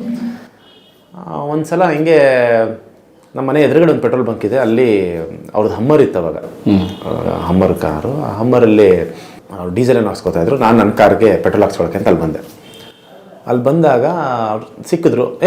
ಏನಿರೋ ಅವ್ರು ಅವಾಗಲೂ ಏನಿರೋ ಅಂತಲೇ ಮಾತಾಡ್ತಿದ್ದು. ಏನಿರೋ ಹಿಂಗಿದ್ದೀರಾ ಹಂಗೆ ಮಾತಾಡ್ತಾ ನಿಂತಿದ್ವಿ. ನಾವಿಬ್ಬರು ಮಾತಾಡ್ತಿದ್ದಾಗ ಅವ್ರು ನೋಡಿ ಒಂದಷ್ಟು ಜನ ತುಂಬ್ಕೊಂಡ್ಬಿಟ್ರು. ತುಂಬ್ಕೊಂಡಾಗ ನಾನು ಅವ್ರ ಜೊತೆ ಮಾತಾಡ್ತಿದ್ದೋ, ನಾನೇನು ಬಂದು ಆಚೆ ಬಂದು ನಿಂತ್ಕೊಂಡೆ. ದೂರದಲ್ಲಿ ನಿಂತ್ಕೊಂಡು ನೋಡ್ತಾ ಇದ್ದೆ, ಎಷ್ಟು ಚೆನ್ನಾಗಿದೆಲ್ಲ ಲೈಫ್ ಇರೋದು, ಎಷ್ಟು ರೆಸ್ಪೆಕ್ಟ್ ಕೊಡ್ತಾರೆ, ಎಷ್ಟು ಪ್ರೀತಿ ಕೊಡ್ತಾರೆ. ನಾನು ಯಾಕೆ ಟ್ರೈ ಮಾಡಬಾರ್ದು ಹೀರೋ ಯಾಕೆ ಅಷ್ಟೇ. ಹೀರೋ ಆಗಬೇಕು, ಕಲಾವಿದ ಅವೆಲ್ಲ ಗೊತ್ತಿಲ್ಲ. ಅವ್ರು ನೋಡಿದೆ, ನನಗೂ ರೆಕಗ್ನಿಷನ್ ನೋಡಿ ಎಷ್ಟಿದೆ, ನಮಗೂ ಬೇಕಲ್ಲ ಇದು. ಅದು ಸ್ಟಾರ್ಟ್ ಆಗಿದ್ದು. ಓಕೆ, ನನಗೂ ಈ ಥರ ಬೇಕಲ್ಲ ಅಂತ. ಅವಾಗ ಜಿಮ್ ಮಾಡ್ತಿದ್ವಲ್ಲ, ನಾನು ಜಿಮ್ ಮಾಡ್ತೀನಿ, ನಾವು ಬಾಡಿ ಗಿಡಿ ಮಾಡ್ಸೋಣ, ಅವ್ರ ಥರ ನಾವು ಮಾಡಿಸ್ಕೊಳ್ಳೋಣ, ನಾವು ಹೀರೋ ಆಗಬೇಕಲ್ಲ ಅಂತ ಹಂಗೆ ಸ್ಟಾರ್ಟ್ ಆಗಿ ಬೆಂಗಳೂರು ಶಿಫ್ಟ್ ಆಗ್ತೀನಿ. MBA ಮಾಡಿ. ಮೂಲತಃ ಮೈಸೂರಿನಿಂದ? ನಾನು ಮೈಸೂರು. ಸೊ MBAಗೆ ಅಂತ ಬೆಂಗಳೂರು ಬರ್ತೀನಲ್ಲ, ಆವಾಗ ನನಗೆ ಏನಾರು ಹಿಡ್ಕೊಂಡ್ರೆ ಅದನ್ನು ಆಗ ತನಕ ಹುಚ್ಚು ನನಗದು. ಅದು ಮುಂಚೆಯಿಂದನು ಏನೋ ಒಂದು ಕೆಲಸ ಹಿಡ್ಕೊಂಡು ಮಾಡೋ ತನಕ ಬಿಡಲ್ಲ ನಾನು. ಬಂದು ಸೇರ್ಕೋತೀನಿ ಬೆಂಗಳೂರಲ್ಲಿ MBA ಸೇರ್ಕೊಂಡಾಗ ಟ್ರೈನಿಂಗ್ ಮಾಡೋಕ್ಕೆ ಸ್ಟಾರ್ಟ್ ಮಾಡ್ತೀನಿ. ನಮ್ಮ ಮನೇಲಿ ನಮ್ಮ ಅಪ್ಪನಿಗೆ ಹೀರೋ ಆಗ್ತೀನಿ ಅಂದರೆ ಹೊಡಿತಾರೆ ಅಂತ ಗೊತ್ತಿಟ್ಟು, ಪೊಲೀಸ್ ಬೆಲ್ಟಲ್ಲೇ ಬೀಳುತ್ತೆ ಯಾಕೆ ಬೇಕು ಅಂದ್ಬಿಟ್ಟು ಸುಮ್ಮನೆ ಟ್ರೈನಿಂಗ್ ಮಾಡ್ತಾ ಇದ್ದೀನಿ ಅಂತೇಳಿ ಅದು ಮಾಡಲಿಂಗ್ ಮಾಡ್ತೀನಿ ಅಂತ ಜಿಮ್ ಸ್ಟಾರ್ಟ್ ಮಾಡಿದ್ದು. ಆಮೇಲೆ ಒಂದು ಸ್ವಲ್ಪ ದಿನ ಆದಮೇಲೆ ನಿಧಾನಕ್ಕೆ ಇಲ್ಲ ಆ್ಯಕ್ಟಿಂಗ್ ಕ್ಲಾಸ್ಗೆ ಹೋಗ್ತೀನಿ ಅಂದೆ. ಸರಿ ಹೋಗು ಅಂದರು. ಸರಿ ಅಷ್ಟು ಏನು ಹೇಳಿಲ್ಲ. ಆವಾಗ ಒಂದು ಮಾದೇವ್ ಅಂತ ಅವ್ರ ಹತ್ರ ಹೋಗಿ ಆ್ಯಕ್ಟಿಂಗ್ ಕ್ಲಾಸಲ್ಲಿ ಕಸ್ತೂರಿ ಕಲಾ ಕೇಂದ್ರ ಅಂತ ವಿಜಯನಗರ ಪೈಪ್ಲೈನ್ ಇತ್ತು. ನಮ್ಮ ಮನೆ ಇದ್ದಿದ್ದು ಬೊಮ್ಮನಹಳ್ಳಿಲಿದ್ದೆ ನಾನು. ಕಾಲೇಜ್ ಇದ್ದಿದ್ದು MBAದು I think electronic city, PSSC school of engineering, electronic ಸಿಟಿಲಿ ಕಾಲೇಜ್ ಇದ್ದು. ಸೊ ಅಲ್ಲಿಗೆ ಹತ್ರ ಆಗ್ತದೆ, ಅಲ್ಲಿಗೆ 10 ಕಿಲೋಮೀಟ್ರು. ನಾನೇನು ಮಾಡ್ತಾಯಿದ್ದೆ ಅಂದರೆ ನನ್ನ ಶೆಡ್ಯೂಲ್ ಕೇಳಿ ಮಜಾ ಇದೆ. ಬೆಳಗ್ಗೆ 3:30 ಹೇಳುವೆ, ಯಾವ ಮಟ್ಟಿಗೆ ಕ್ರೇಜ್ ನೋಡಿ ನಂದು. ಬೆಳಗ್ಗೆ 3:30 ಎದ್ದು ಕರಾಟೆ ಕ್ಲಾಸ್ಗೆ ಹೋಗುವೆ ಕೋರಮಂಗಲದಲ್ಲಿ. 4:15 5:05 ತನಕ ಬೊಮ್ಮನಹಳ್ಳಿ ಟು ಕೋರಮಂಗಲ. ಮತ್ತೆ 5:15 6:30 ಜಿಮ್ಮು ಕೋರಮಂಗಲದಲ್ಲಿ. ಮುಗಿಸ್ಕೊಂಡು ಮನೆಗೆ ವಾಪಸ್ ಬೊಮ್ಮನಹಳ್ಳಿಗೆ ಹೋಗಿ ತಿಂಡಿ ತಿಂದು, ಸ್ನಾನ ಮಾಡಿ ತಿಂಡಿ ತಿಂದು ಕಾಲೇಜ್ಗೆ ಹೋಗುವೆ. ಎಲೆಕ್ಟ್ರಾನಿಸಿಟಿ ಕಾಲೇಜ್ 3:30 ಮುಗಿಸ್ಕೊಂಡು ಅಲ್ಲಿಂದ ಸೀದಾ ಮಲ್ಲೇಶ್ವರಮಲ್ಲಿ ನಮ್ಮ ಮಾಲೂರು ಶ್ರೀನಿವಾಸ್ ಅವ್ರ ಡ್ಯಾನ್ಸ್ ಕ್ಲಾಸ್ ಇತ್ತು, ಅಲ್ಲಿಗೆ ಬರುವೆ. ಬೈಕ್ 2 ವೀಲರಲ್ಲಿ ಬಂದು ಡ್ಯಾನ್ಸ್ ಕ್ಲಾಸು ಐ ಥಿಂಕ್ ಒಂದು 5:30 6:30 ಅಥವಾ 6-7 ಆ ಟೈಮಿಂಗಲ್ಲಿ ಇತ್ತು. ಅಲ್ಲಿ ಬರುವೆ. ಅಲ್ಲಿ ಮುಗಿಸ್ಕೊಂಡು ವಿಜಯನಗರಕ್ಕೆ ಹೋಗುವೆ. 7 to 8:30 ಆ್ಯಕ್ಟಿಂಗ್ ಕ್ಲಾಸು.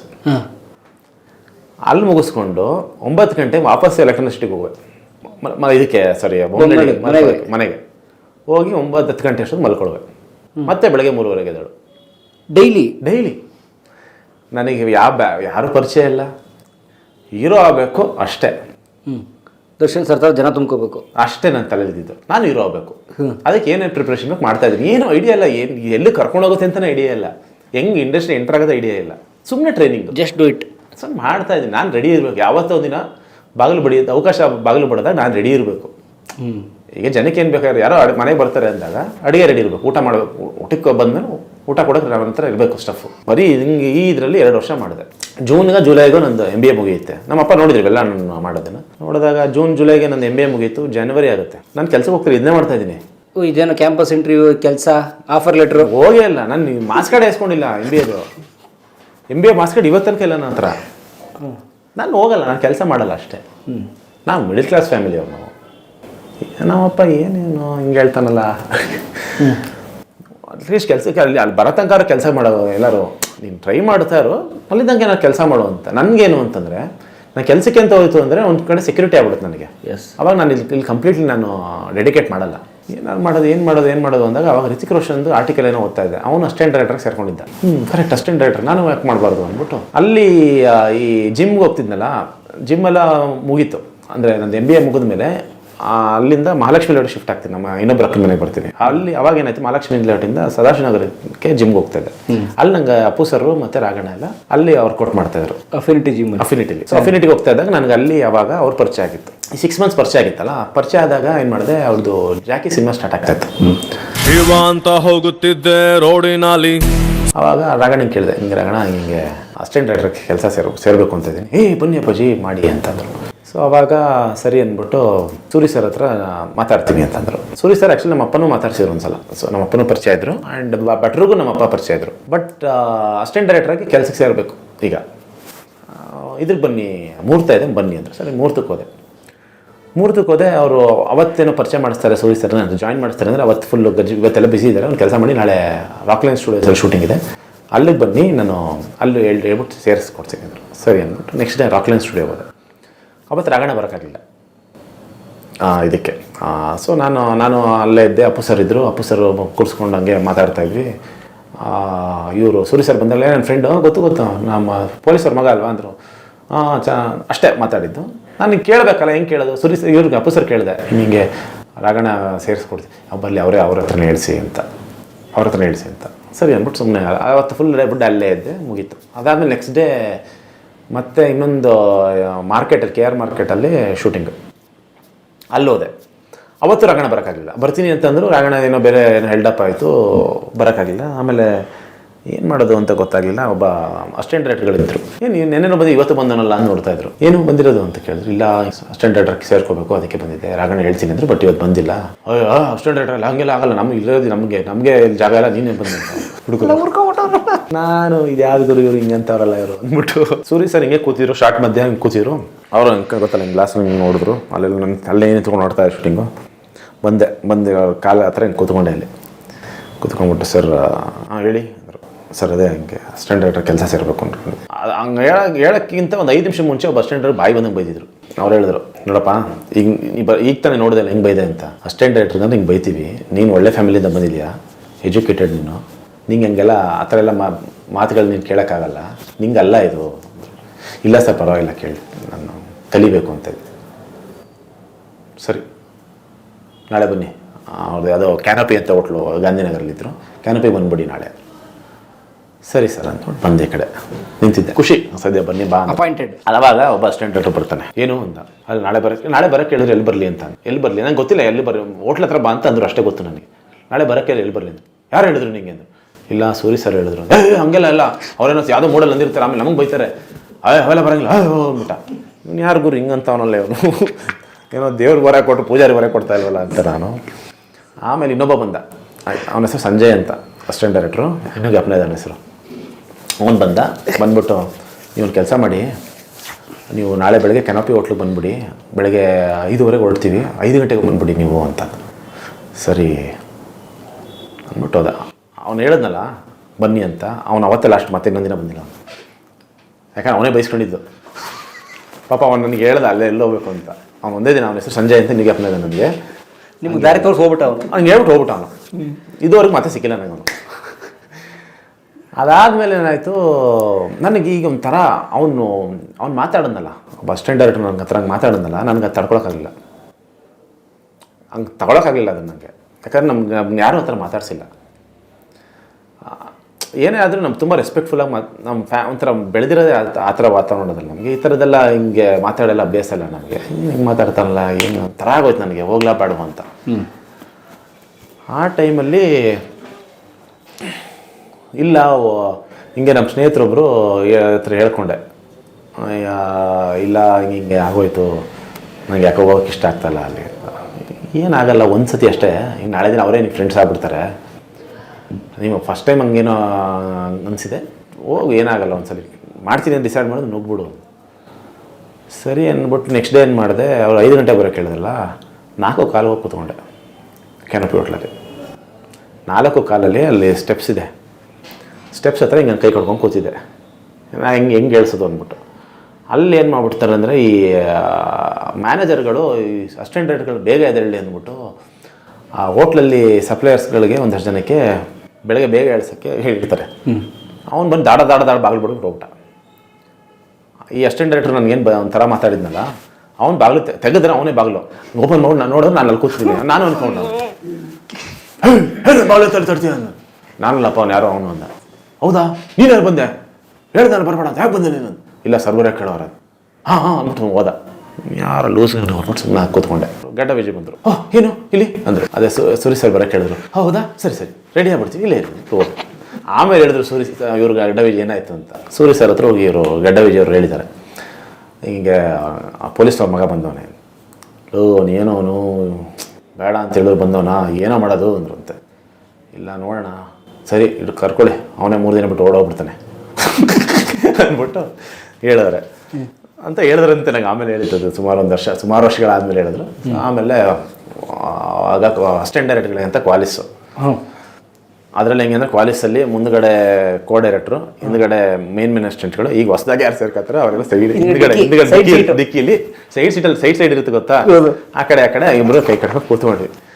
ಅಲ್ಲಿಂದ ಸ್ಟಾರ್ಟ್ ಆಯ್ತು. ಮಂಗನಿಂದ ಮಾನವಕ್ಕೆ ಎಷ್ಟೋ ಶತಮಾನ ತಗೊಂಡಂತೆ, ಆದರೆ ಮನುಷ್ಯನಿಂದ ಮಂಗಾಗಕ್ಕೆ ಒಂದು ಮದುವೆ ಸಾಲ. ಈ ಅಸಿಸ್ಟೆಂಟ್ ಡೈರೆಕ್ಟರ್ ಯಾರು ಹಿಂಗೆ ಕೂಗಾಡ್ತಿದ್ನಲ್ಲ, ಅವ್ನು ಫಸ್ಟ್ ಫಿಲಮು ನನಗೆ ಮಾಡಿದ್ದವನು, ಚಾರ್ಲಿ ಶಿವ ಅಂತ. ಅವ್ನು ತಿರೋದ ಈಗ ಶಿವ ಅಂತ. ನೀವಿರೋ ಡೈರೆಕ್ಟರ್ ಅವ್ನು ಡೈರೆಕ್ಟ್ರು.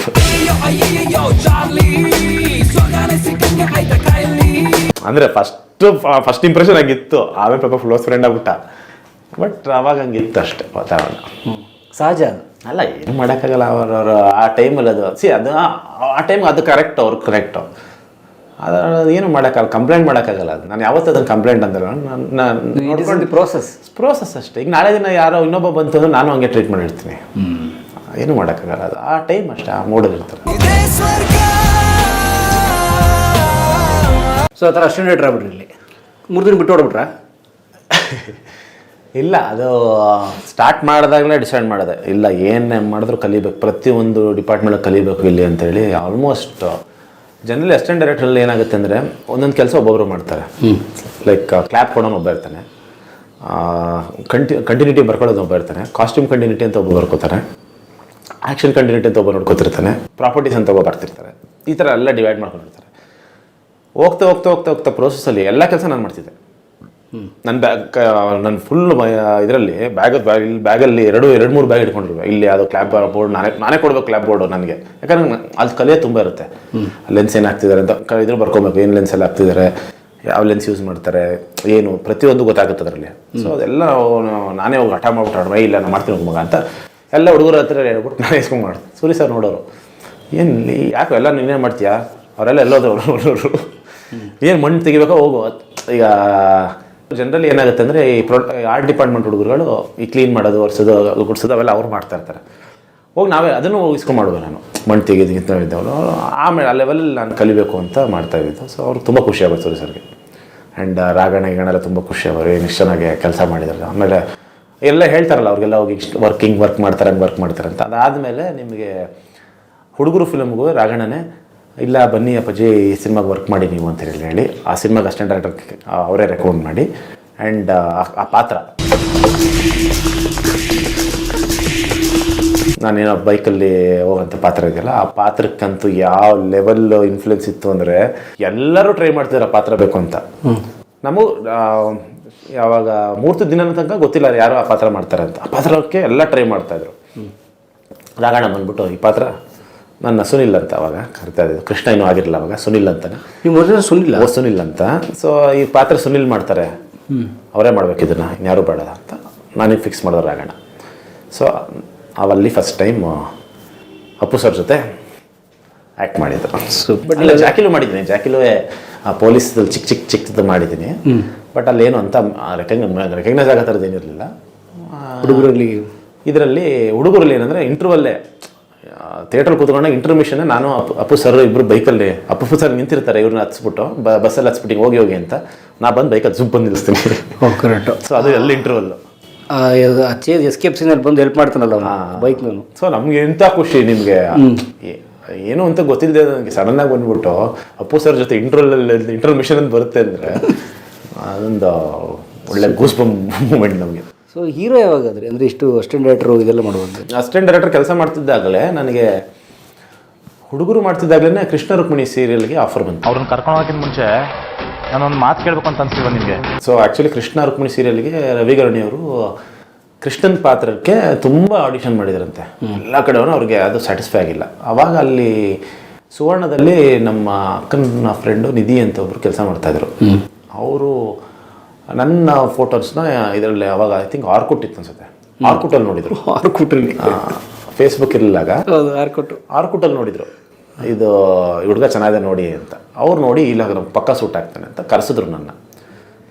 ನಾನು ಫೋನ್ ಮಾಡ್ತೀನಿ, ಹಿಂಗೆ ರವಿಗಣಿ ಅವ್ರು ನಿಮ್ಮ ಮೀಟ್ ಮಾಡಬೇಕು. ನಂಗೆ ರವಿಗಣಿ ಯಾರು ಅಂತಲೇ ಗೊತ್ತಿಲ್ಲ, ನಾನು ಸೀರಿಯಲ್ ನೋಡಿಲ್ಲ, ನಾನು ಯಾವತ್ತೂ ಸೀರಿಯಲ್ ನೋಡಿಲ್ಲ.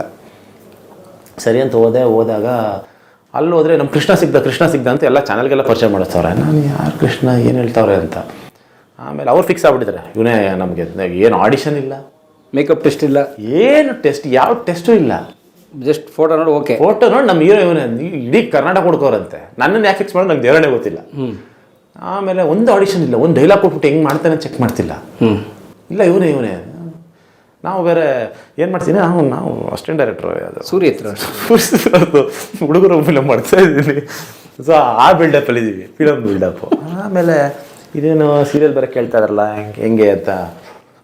ಸೀರಿಯಲ್ ಮಾಡೋಕ್ಕೆ ಇಷ್ಟ ಇಲ್ಲ ನನಗೆ ಒಂಚೂರು ಇಷ್ಟ ಇಲ್ಲ ಸೀರಿಯಲ್ ಮಾಡೋದಕ್ಕೆ. ಆವಾಗ ಅಪ್ಪು ಸರ್ ಕೇಳ್ತೀನಿ, ನಾನು ಸೀರಿಯಲ್ ಆಫರ್ ಬರ್ತಿದೆ, ಏನು ಮಾಡೋದು ಗೊತ್ತಿಲ್ಲ. ಅವರು ಒಂದೇ ಮಾತು ಹೇಳಿದ್ದು, ನಾನು ಅವ್ರದ್ದು ನಾವು ರೆಗ್ಯುಲರ್ ಫೈಟು ಡ್ಯಾನ್ಸು ಎಲ್ಲ ವೀಡಿಯೋ ಎಲ್ಲ ಮಾಡ್ತಿದ್ದೆ, ಅವ್ರು ನೋಡಿದ್ರು ನಂದು. ಇವೆಲ್ಲ ನಾನು ಮಾಡಿದ್ಯಲ್ವಾ, ನೋಡಿದ್ದೀನಿ ನಾನು. ಬಟ್ ನೀನು ಆ್ಯಕ್ಟಿಂಗ್ ಹೆಂಗೆ ಮಾಡ್ತೀನಿ ಅಂತ ನಾನು ನೋಡಬೇಕಲ್ಲ, ಅದನ್ನು ನೀನು ಕಲಿಯೋದೆ ಅವಾಗ. So you do one thing, ನೀವು ಹೋಗಿ ಸೀರಿಯಲ್ ಮಾಡು. ಸೊ ಲರ್ನ್ ಆ್ಯಕ್ಟಿಂಗ್ ಪ್ರಾಕ್ಟಿಕಲಿ ಗೊತ್ತಾಗುತ್ತೆ. ನೀ ಫೈಟ್ ಯಾರು ಪ್ರಾಕ್ಟಿಕಲಿ ಮಾಡ್ಬೋದು, ಇದಾರು ಮಾಡ್ಬೋದು, ಬಟ್ ಆ್ಯಕ್ಟಿಂಗ್ ಹಂಗೆ ಮಾಡೋಕ್ಕಾಗಲ್ಲ. ನೀನು ಕ್ಯಾಮ್ರಾ ಮುಂದೆನೇ ಹೋಗಿ ಆ್ಯಕ್ಟ್ ಮಾಡಿದಾಗ ನೀನು ಕಲಿಯೋಕ್ಕಾಗೋದು. ಸುಮ್ಮನೆ ಎಲ್ಲ ಕ್ಲಾಸಲ್ಲೆಲ್ಲ ಹಂಗೆಲ್ಲ ಕಲಿಯೋಕ್ಕಾಗಲ್ಲ, ಮಾಡು ಅಂತಂದರು. ಅವ್ರು ಹೇಳಿದ್ರಲ್ಲ ಅಂದ್ಬಿಟ್ಟು ಸರಿ ಅಂದ್ಬಿಟ್ಟು ಅವಾಗ ನನಗೆ ಗೊತ್ತಿಲ್ಲ, ರವಿಗರಣಿ ಅವಾಗ ತುಂಬ ಹೆಸರು ಮಾಡಿದ್ದಂಥ ಡೈರೆಕ್ಟ್ರು, ಕಾವ್ಯಾಂಜಲಿ ಅಂತೆಲ್ಲ ಮಾಡಿದವರು. ನಮ್ಗೆ ನೋಡಿರಲಿಲ್ಲ, ನಮ್ಗೆ ಐಡಿಯಾ ಇರಲಿಲ್ಲ. ಇಲ್ಲ ಚೆನ್ನಾಗಿ ಮಾಡ್ತಾರೆ ಹಂಗೆ ಅಂತೆಲ್ಲ ಹೇಳಿ ಅವಾಗ ಫಸ್ಟ್ ಟೈಮು ಹ್ಞೂ ಅಂತೇಳಿ ಹೋಗಿ ಸೀರಿಯಲ್ ಮಾಡಿತ್ತು. ಅದು ಏನಾಯಿತು, starting full flop. Same love mocktail ಥಿಯೇಟ್ರಲ್ಲಿ ಹೆಂಗೆ ಫಸ್ಟ್ ವೀಕ್ ಬಿದ್ದೋಯ್ತು, ಅದು ಬಿದ್ದೋಗ್ಬಿಡ್ತು ಸೀರಿಯಲ್ಲು. ಏನು ವೈಂಡ್ ಅಪ್ ಅಂತ ಫಿಕ್ಸ್ ಆಗಿದ್ರು. ಆಮೇಲೆ ಅದೇನೋ ಇವರು ರವಿಗಣಿಯವ್ರು ಕೇಳಿದ್ರು, ಇಲ್ಲ ನಮ್ಗೆ ಒಂಚೂರು ಒನ್ ಮಂತ್ ಅವಕಾಶ ಕೊಡಿ, ನಂಬರ್ಸ್ ಬರುತ್ತೆ ಅಂತೇಳಿ. 1 ಮಂತಲ್ಲಿ ಅದೇನು ಮ್ಯಾಜಿಕ್ ಆಯಿತೋ ಗೊತ್ತಿಲ್ಲ, ನಂಬರ್ 1 ಪೊಸಿಷನ್ ಬಂದು ಕೂತ್ಕೊಂಡ್ಬಿಡ್ತು ಆ ಸೀರಿಯಲ್ಲು. ಅದಕ್ಕೆ ಸುವರ್ಣದೇ ಎಕ್ಸ್ಟ್ರಾರ್ನರಿ ಹೋಯ್ತು, ಸಿಕ್ಕಾಪಟ್ಟೆ ಪಾಪ್ಯುಲಾರಿಟಿ ಆಗೋಯ್ತು ಅದು. ಮನೆಯಲ್ಲೆಲ್ಲ ನೋಡಿ ಕೃಷ್ಣ ಕೃಷ್ಣ ಕೃಷ್ಣ ಕೃಷ್ಣ ಅಂತ ಸ್ಟಾರ್ಟ್ ಆಗೋಯ್ತು ಅದು. ಫಸ್ಟ್ ಸೀರಿಯಲ್ಲು ಐ ಥಿಂಕ್ ಒಂಥರ ಹೀರೋಯಿಸಮ್ ಇರೋಂಥ ಒಂದು ಸೀರಿಯಲ್. ಜನರಲಿ ಸೀರಿಯಲ್ ಅಂದರೆ ಫೀಮೇಲ್ ಓರಿಯೆಂಟೆಡ್ ಜಾಸ್ತಿ ಇರ್ತಿತ್ತು. ಸೊ ಇದರಲ್ಲಿ ಫಸ್ಟ್ ಟೈಮ್ ಕೃಷ್ಣ ರುಕ್ಮಿಣಿ ಅಂತ ಇಂಪಾರ್ಟೆಂಟ್ ಮೇಲೆ ಕತೆ ಇದ್ದಿದ್ದಂಥದ್ದು. ಆ್ಯಂಡ್ ಇಂಪಾರ್ಟೆನ್ಸ್ ಇತ್ತು, ಹೀರೋಯಿಸಮ್ ಇತ್ತು, ಲೈಕ್ ಸಿನಿಮಾ ಹೀರೋ ಥರ ಇರೋಂಥ ಕ್ಯಾರೆಕ್ಟರ್ ಅದು. ರೆಗ್ಯುಲರ್ ಟಿಪಿಕಲ್ ಸೀರಿಯಲ್ ಕ್ಯಾರೆಕ್ಟರ್ ಅಲ್ಲ ಅದು. ಸೊ ನಮ್ಗೆ ಓಕೆ, ನಾವು ಫಿಲಮ್ ಮಾಡಬೇಕು ಅಂತಿದ್ವಿ, ಇದು ಒಂಥರ ಹಂಗೆ ಇದೆಯಲ್ಲ ಅಂತ ಮಾಡಿದ್ದು. ಆ್ಯಂಡ್ ತುಂಬ ಚೆನ್ನಾಗಾಯಿತು ಸೀರಿಯಲ್ಲು, ತುಂಬ ಪಾಪ್ಯುಲರ್ ಆಯಿತು, ಸಿಕ್ಕಾಪಟ್ಟೆ ಹೆಸರು ಕೊಡ್ತು. ನಂಗೆ ಅಲ್ಟಿಮೇಟ್ಲಿ ಫಿಲಮ್ಗೆ ಬರಬೇಕು ಅಂತ ಆಸೆ ಇದ್ದಿದ್ದು. ಸೊ ಸೀರಿಯಲ್ ಪಾಪ್ಯುಲಾರಿಟಿ ಆಗ್ತಿದ್ದಂಗೆ ಅಲ್ಲಿಗೆ ಜಂಪ್ ಆದೆ. ಓಕೆ, ಮದರಂಗಿ ಮಾಡೋಣ ಅಂತ. ಅಲ್ಲಿಂದ ಹಂಗೆ ಕೃಷ್ಣ ಕಂಟಿನ್ಯೂ ಆಯಿತು. ಸುನಿಲ್ ಬಿಕಮ್ ಕೃಷ್ಣ.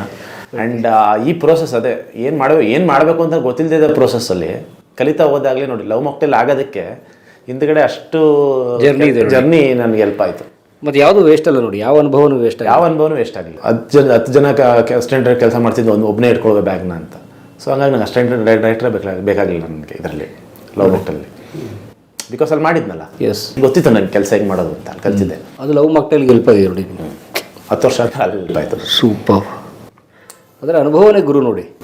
ಡೆಫಿನೆಟ್ಲಿ ನೀವು ಪ್ರತಿಯೊಂದನ್ನು ನಾವು ಯಾವುದನ್ನು ಸುಮ್ಮನೆ ಕಲಿಯೋಕ್ಕಾಗಲ್ಲ, ಪ್ರಾಕ್ಟಿಕಲಿ ಮಾಡಿನೇ ಕಲಿಯಬೇಕು. ಎಸ್, ಐ ಥಿಂಕ್ ನಿಮ್ಮ ಇಂಟರ್ವ್ಯೂ ನೋಡಿದ್ರೆ ತುಂಬ ಯೂತ್ಸ್ ಇನ್ಸ್ಪೈರ್ ಆಗ್ತಾರೆ. ಅವ್ರು ಅಂದ್ಕೊಂಡು ಸಿನಿಮಾದವ್ರು ಮಾತ್ರ ಅಲ್ಲ, ಅಲ್ಲ ನಾನು ಇದು ಸಿನಿಮಾದವ್ರಿಗೆ ಹೇಳ್ತಾನೆ ಇಲ್ಲ ನಾನು.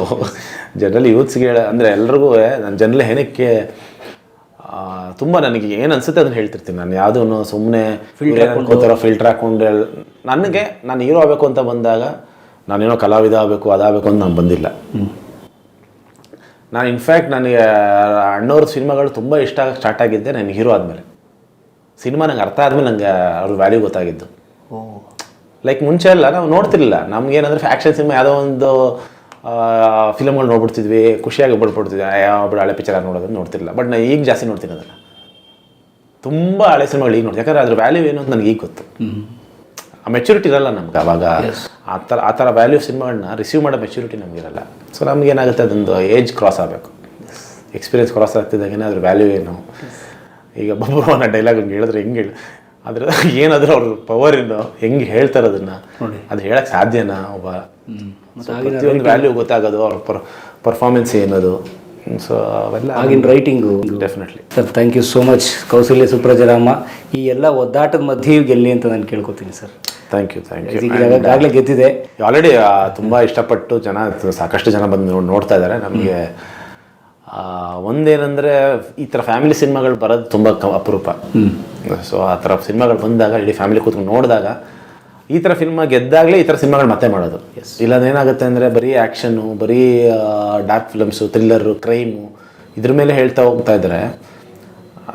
ಇದು ತುಂಬ ಲೈಫ್ನ ಬದಲಾಯಿಸುವಂಥ ಸಿನಿಮಾಗಳಿವೆಲ್ಲ. ತುಂಬ ಇನ್ಸ್ಪೈರ್ ಮಾಡುತ್ತೆ. ಸೊ ಇಂಥ ಸಿನಿಮಾಗಳು ಜಾಸ್ತಿ ಗೆಲ್ಲಬೇಕು ಅಂತ. All the best sir. Thank you. ಕಲಾ ಮಾಧ್ಯಮದ ಎಲ್ಲ ಎಪಿಸೋಡುಗಳು ನಿಮಗೆ ಸಿಗಬೇಕು ಅಂತಂದ್ರೆ ಕಲಾ ಮಾಧ್ಯಮ ಯೂಟ್ಯೂಬ್ ಚಾನೆಲ್ನ ಸಬ್ಸ್ಕ್ರೈಬ್ ಮಾಡಿ, ಬೆಲ್ ಐಕಾನ್ನ ಕ್ಲಿಕ್ ಮಾಡಿ, ತಪ್ಪದೇ ಮಾಡಿ. ಈ ವಿಡಿಯೋ ನೋಡಿದ್ದಕ್ಕೆ ನಿಮಗೆ ತುಂಬ ಧನ್ಯವಾದಗಳು.